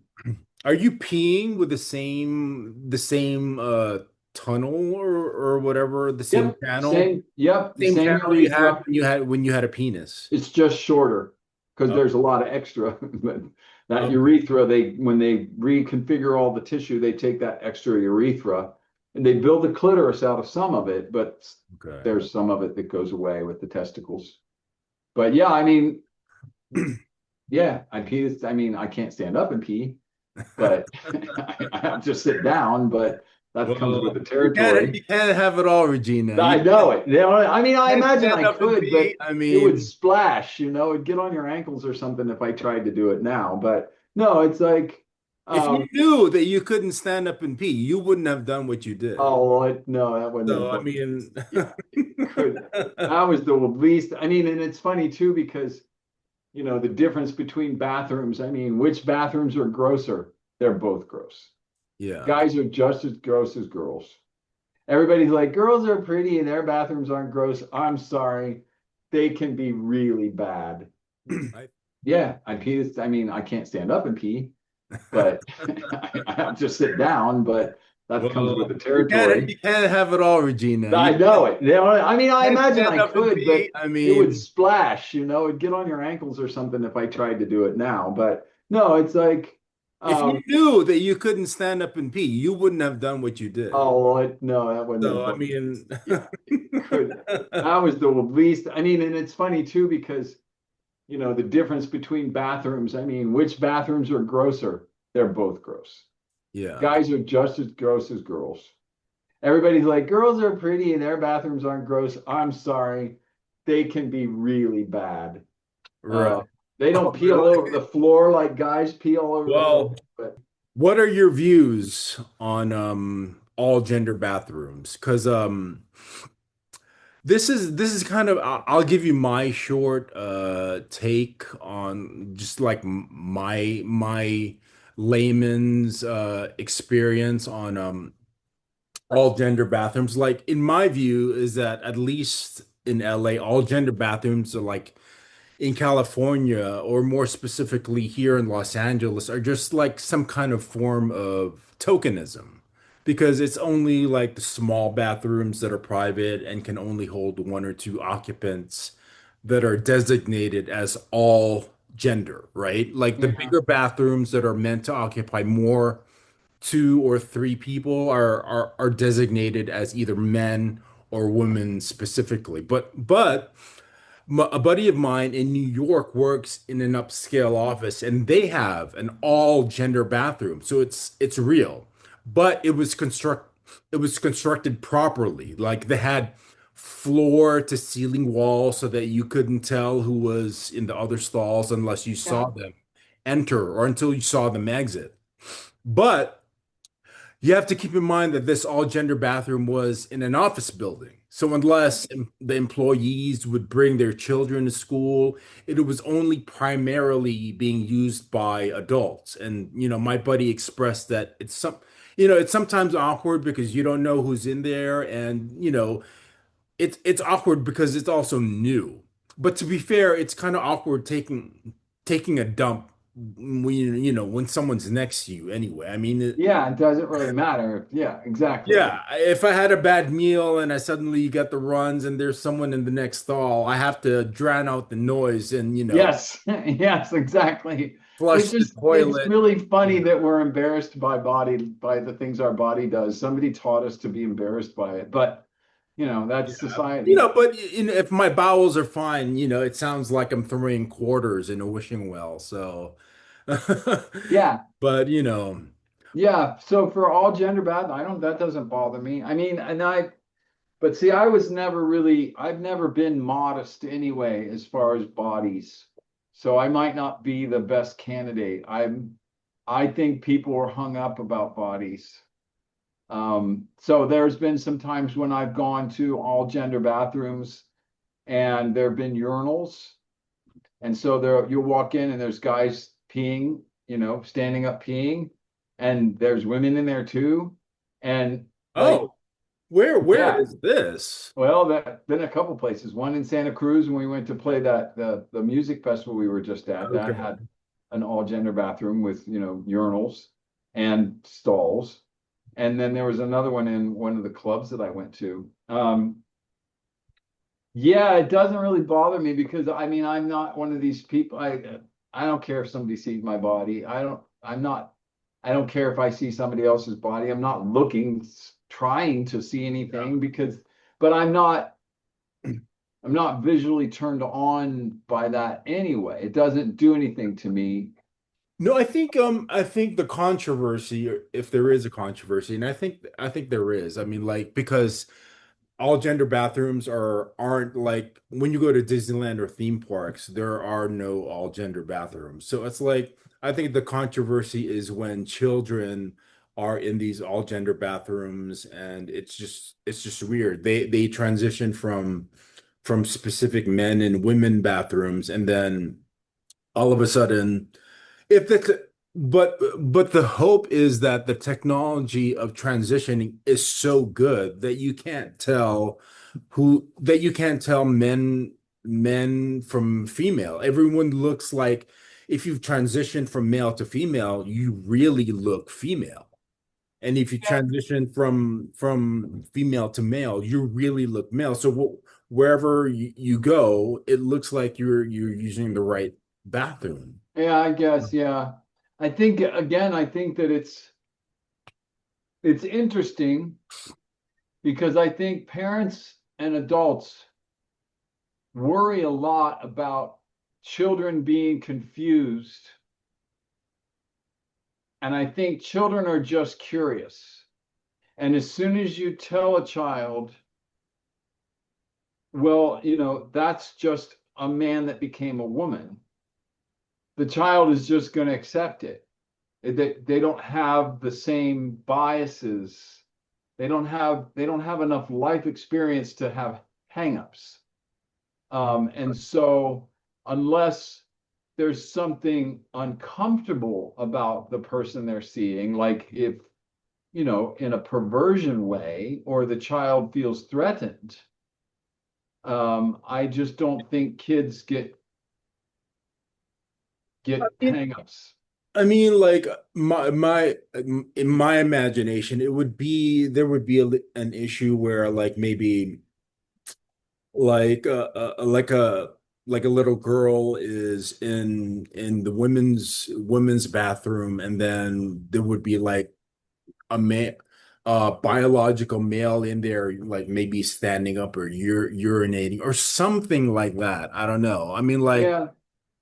Yeah, again, that it crosses the yeah, line because I mean that creates a line because later in life, women looking at men's naked bodies is porn, right. and men looking at women's naked bodies is porn. And so it's And it it's not like, I mean, there are no bathrooms that exist where you can see people that are like fully naked. There are no, bare. no, exactly, but still seeing the body part, I mean, but oh, let's see. I never saw my mom's body, but I was a boy, so I saw Right. my dad's body growing up. Yeah. Um, but I was never into porn magazines or porn video or any of that. I just never was fixated on bodies. So I don't know. Maybe there's something about me that I'm not stimulated, or it's Right. not stimulated, but I'm not triggered in any way by a naked Right. body. It's just everybody's got a body. Everybody's either got a penis or a vagina, and there's boobs, and there's big boobs, and there's men boobs. I mean, Right. I never really understood it. Yeah. But now for like, if the child, if it's a child that's involved, I mean, I think that again almost has to be studied. I don't know that there's going to be a way to make a blanket ruling because say a kid has been molested and hasn't told anybody. And now all of a sudden, maybe a female child has Sure. been molested, hasn't told anybody, and now they're being forced to be in restrooms with men. Well, they're going to feel threatened because they don't understand being molested, first of all. And say it's a boy that's being molested by other men. You Mhm. know, it's that's the point where we just have to do more research. Yeah, and I don't know what the right answer is. I mean, like, our politics are so far behind that we're not even really gonna. They're not gonna. I mean, even in California, they're not gonna make this law. They're not gonna make all gender bathrooms a law that everything has to be all No, gender. But no. that's the only way to normalize it, is if it's everywhere and you don't have a choice, and everything is co-ed. See, in my view, the only way it wouldn't be awkward is if you take out all the urinals. Like take out all the urinals and it'll just be, the bowls. Because Yeah, if you see, like, I could understand why it would be awkward for women. Like, what the hell? This is a woman's bathroom. Why are there urinals here? So yeah. like, I don't know. I don't know what the answer is, and thankfully we're not going to know the answer until uh Barron Trump is president. So Oh gosh, heaven help us. when Barron Trump is president, everything will be great. I guess, right? Oh my He's God, he's kind of scary. Every time I look at him, I'm like, oh my God, this That guy guy's is. gonna be a force, man, because he's like 6'9" and he's lived his life like in And he's privilege. supposedly super intelligent. Yeah. He's gonna be a force. Him, Well, one him, of the things people yeah. don't talk about is the inclusive brain Mm, is a higher developed brain. And it's not saying that people that aren't inclusive are stupid, right. but people that aren't afraid of things that are different than them, it's a sign of intelligence. So if he's extremely intelligent, then he should be more inclusive. So we'll just have to see how that plays out We'll because see. a smart person knows the strength of a tribe is in the diversity of the tribe. If your whole tribe is basket weavers, you're not going to survive. You need basket weavers, you need pottery makers, you need hunters, you need Right. people that plant, people take care of. You need as much diversity in your tribe as possible. So anyway, Well, let's well we're gonna wrap this up soon, and I thank you so much for your time. But I think I'm curious because you're a trans woman. What's your view on trans women in sports? there's like five, 4 or 5 in the whole United States collegiate sporting. Right. There's So I not. don't even know that it's a big deal, except for I think people are there again, misinformation when a person changes gender early, they don't end up with any male characteristics that's going to give them an advantage. When a person transitions later in life, once they've been on female hormones for a certain amount of time, we're talking men that transition to females, um, they're pretty much the same muscle tissue and body mass and bone mass. There's not really as big a difference as what people want to assume. Right. So I would say my overall opinion is that it is going to have to be a case by case basis. Right. To make a blanket rule seems cruel because I mean I don't know if you know about the girl that transitioned before high school, I think, and she was really big in sports department, and her team didn't have any problem with her on the team. She ended up getting outed and harassed, and she committed suicide. Mm. And so, I mean, I think it has to be case by case. That's the way. It's the way I feel about the whole, um, puberty blockers and children, transitioning early. So it sounds like you're kind of on the fence about Well, I'm not children. really on the fence as much as I am. I don't know how valid opinion I can have Right. because first of all, it doesn't affect me, and second of all, I'd have to see all the science behind it. Like I'd have to see an analysis because here's the thing: I've seen women, genetic women, that develop muscle and bone mass that if they went on the men's team, they would beat the men. So I don't know that it can be this hard line between, the gender binaries of it. I think it has to have more, there has to be more granular approach to it, like a case by case approach to it. I think the only way to get it right is to to do testing. I mean, they already do testing in Olympics, PED testing. There has to be like some kind of other testing that they have to initiate in order to get it right if they want to even do it at all. Because right now, like I Yeah. don't even think they're doing it right now. Like, I don't know what kind of test they're going to do though, because genetically, chromosomally, there, like I said before, there's 20 or 30 different chromosomal mixes you can have. There are women that are born with a vagina but don't have ovaries. I mean, there's all kinds of variations of right. the No, way there were bodies can come these. out. There was like a runner, I think she was from Jamaica, and they did testing, and she was born a female, but she had more testosterone in her system. And so, I mean, if she was born female and she just happens to be gifted with more testosterone and she's an athlete, I don't think she should be penalized. But I don't know. Exactly. I don't know what the answer is. No, yeah, like I said, it's one of those questions where I don't think it's fair to make a law. I think what's Right. fair is to go case by case and have some kind of a criteria that is established for what becomes an unfair advantage, because Yeah. I think that's all made up. I think this whole unfair advantage thing is made up because I know Okay. my body mass, my muscle tissue, everything changed once I got on hormones. There's no way I could compete in a men's event. I have nothing about, and I transitioned late in life. I have no advantage over females. There's just my whole body has changed because of the hormones. What was your opinion about that female swimmer?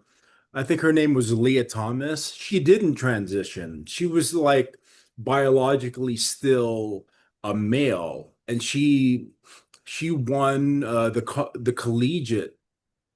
She actually didn't win. She tied with Riley Gaines. And there was this controversy because the people that were running the event, who then after got sued, even though she tied, I think, with Riley Gaines, they gave it to Leah Thomas, who I think her birth name is Henry Thomas. I'm not. But she wasn't on hormones or anything. I don't know if she was on hormones, but biologically she still was biologically male, but she competed in the female swimming category. She's Hmm. Leah Thomas was from Penn State. And Riley Gaines was, I think, from University of Kentucky.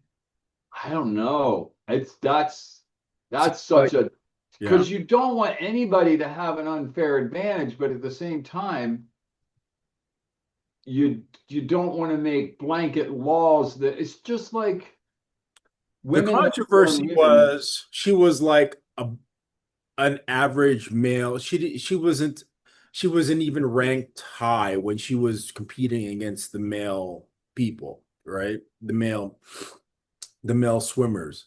But when she transitioned and she competed with the female, the end result was that she tied for first place. So, I mean, like, Wow. again, I have no skin in the game. It's not really going to affect me, but like it's just something that we have to kind of think about. Yeah, And it is. um It's one of those things, just like the bathroom ban.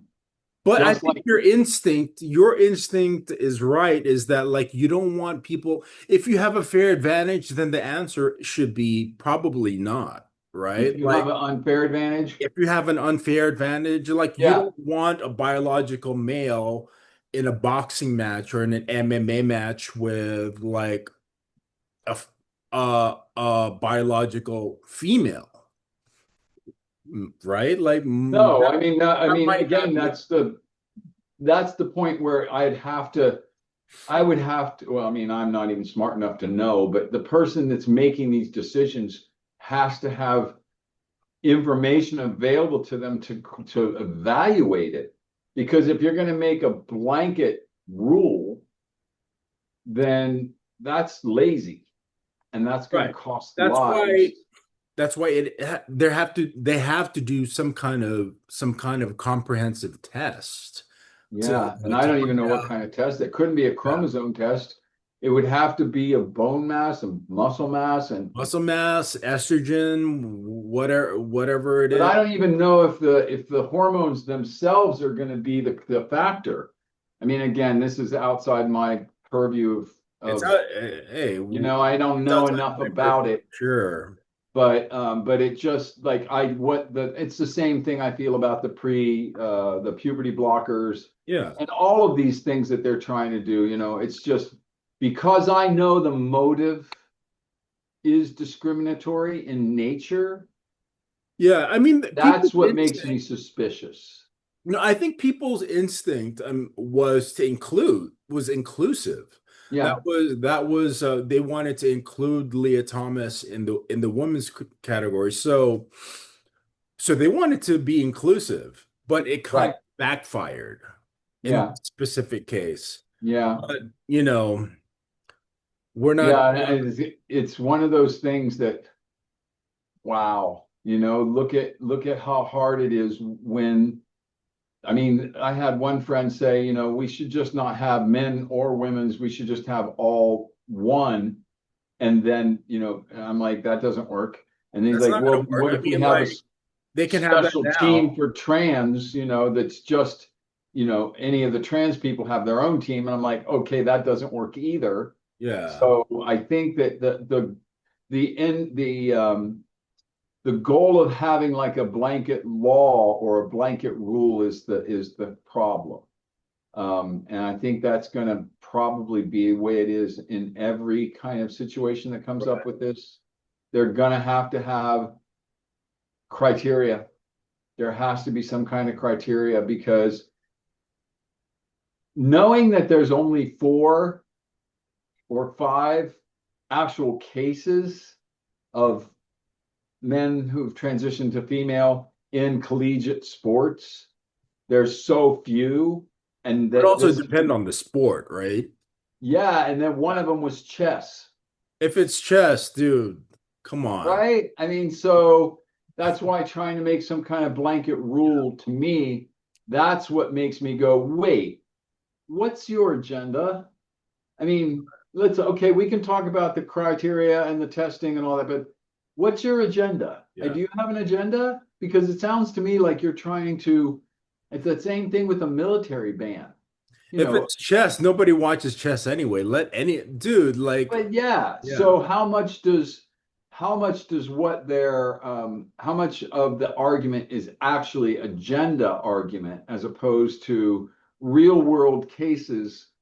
And we're going to have things like this come up. It's just going to come up. It's just like the bathroom question. It's just like the military question. It's just like, right, erasing trans people from history and taking books out of libraries. If the answer is, if the agenda is moving things forward and we want to find an equitable solution, then people aren't going to be looking for a blanket rule. right, But when people are looking for a blanket rule, then what? Then that to me, that's an agenda. right, That ends up being, oh, I get it. Yeah, I get it. You're just doing discrimination shit. It's just like interracial marriage, and it's just like women not having a checking account. And you know, I remember when my mom couldn't get her own checking account. That wasn't that long ago.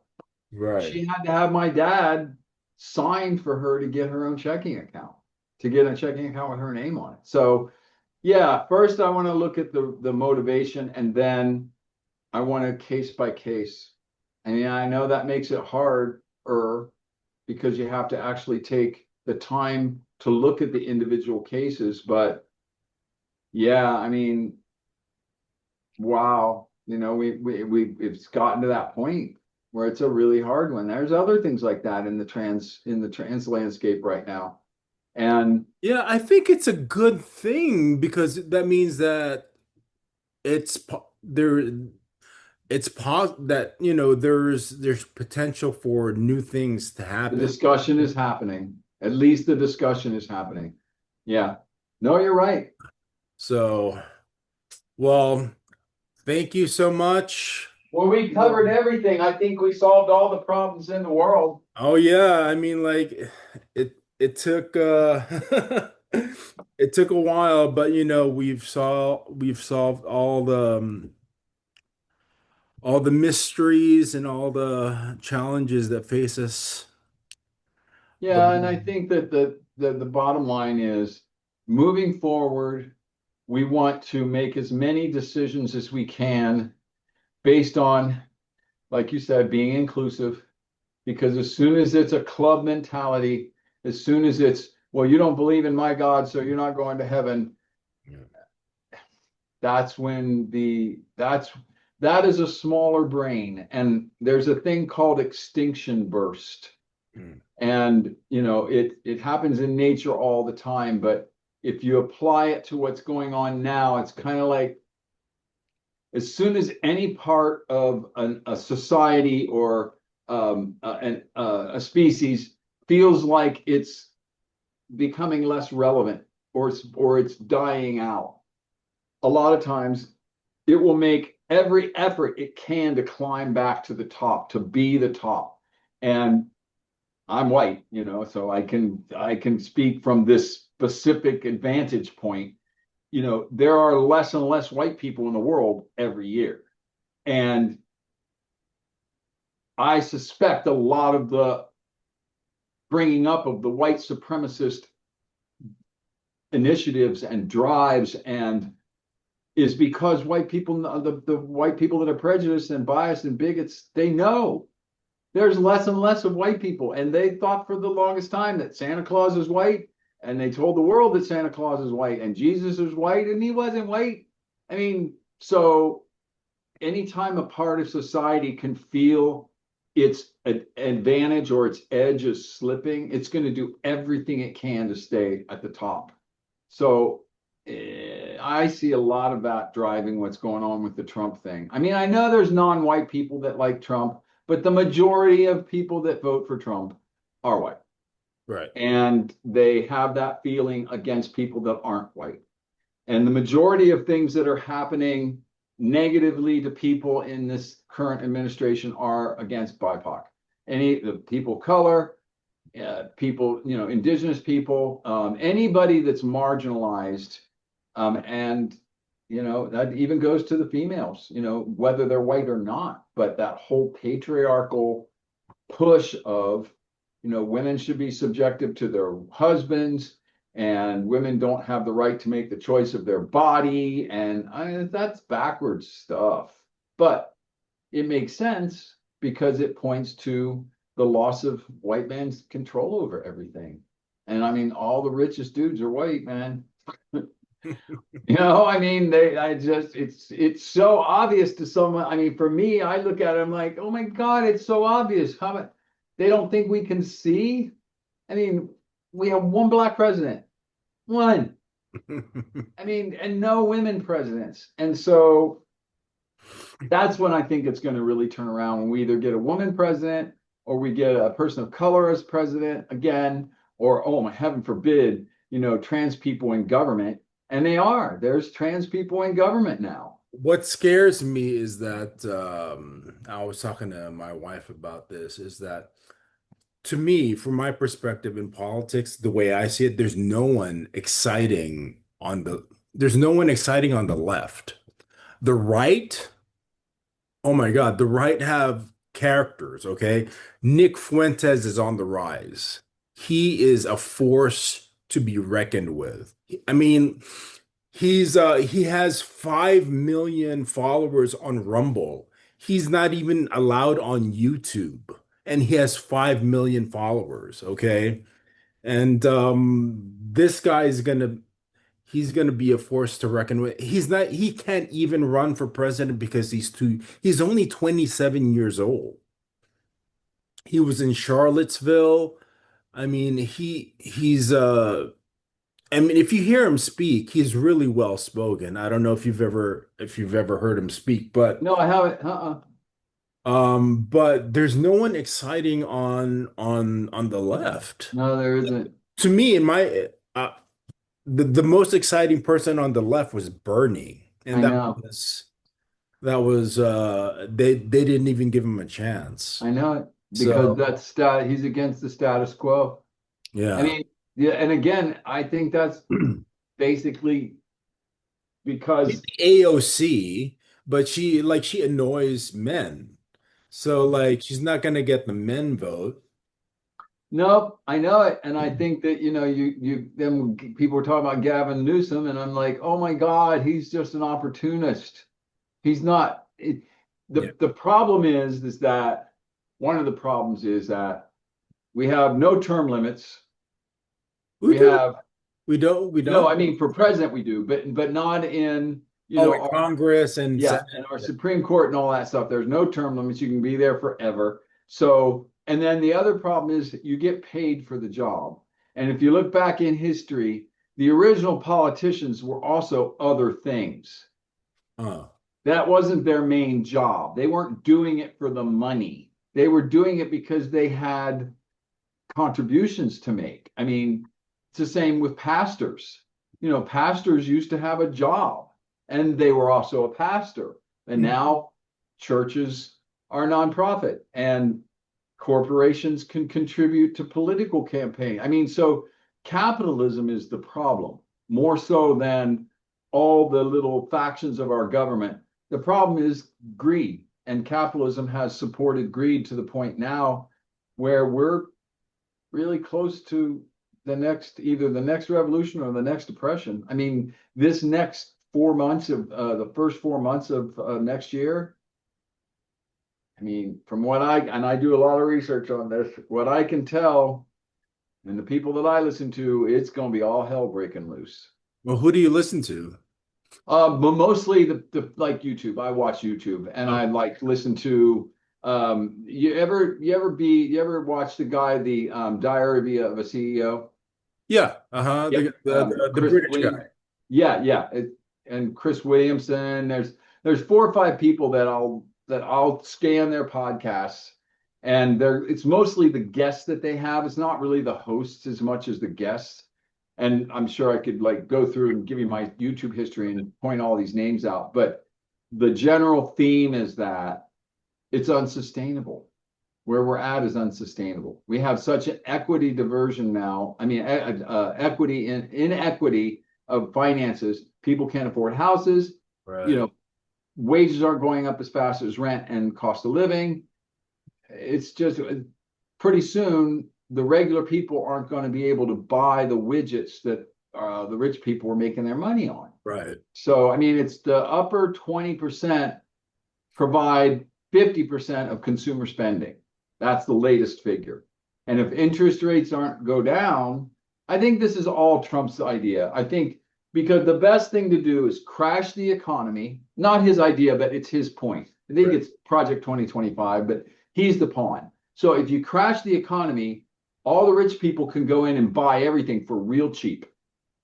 That to me looks like what's happening. I mean, we tried to get rent control in Burbank. We couldn't get rent control here. I mean, in LA County, they have it where I don't know if they have rent control where you're at, but that in of itself almost it's like a band-aid. It's the desire. I mean, usury is illegal in the Bible. That's interest. So collecting interest on a loan is against the Bible. But try and get a bank to not charge you interest on your loan or We're gonna solve it in the next episode. I guarantee it. yeah, maybe. I don't know. There's the person to talk to is my daughter on that. Yeah. She's got a solution for all of it. We have these big long conversations and I end up walking away going, my God, she should run for office. Oh my God, she's just got it figured out. Mhm. But I just feel bad for those generations below us because what are they going to end up with? I mean, I don't know if there's a boycott right now, right? You're not supposed to buy anything from the 25th for a week. from any of the major. I didn't know that. Yeah.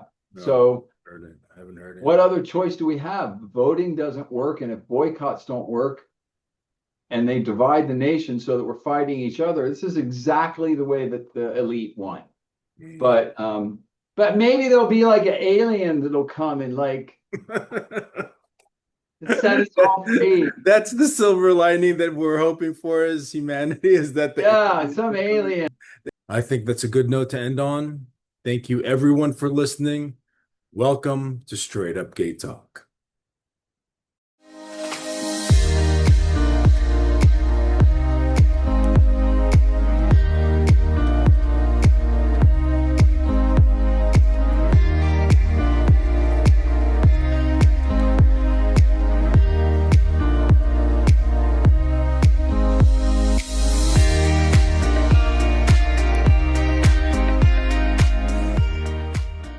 Thank you for watching an episode of Straight Up Gay Talk. If you're a straight man or a straight woman, if you're a trans man or a trans woman, whoever you are, and you want your voice to be heard, please scan the QR code on your screen and let's have a conversation. I look forward to hearing from you. I love you all. If you like, comment, and subscribe. My pet giraffe, who has pancreatic cancer and has had one stroke and 2 heart attacks, will survive. So long, gay boys.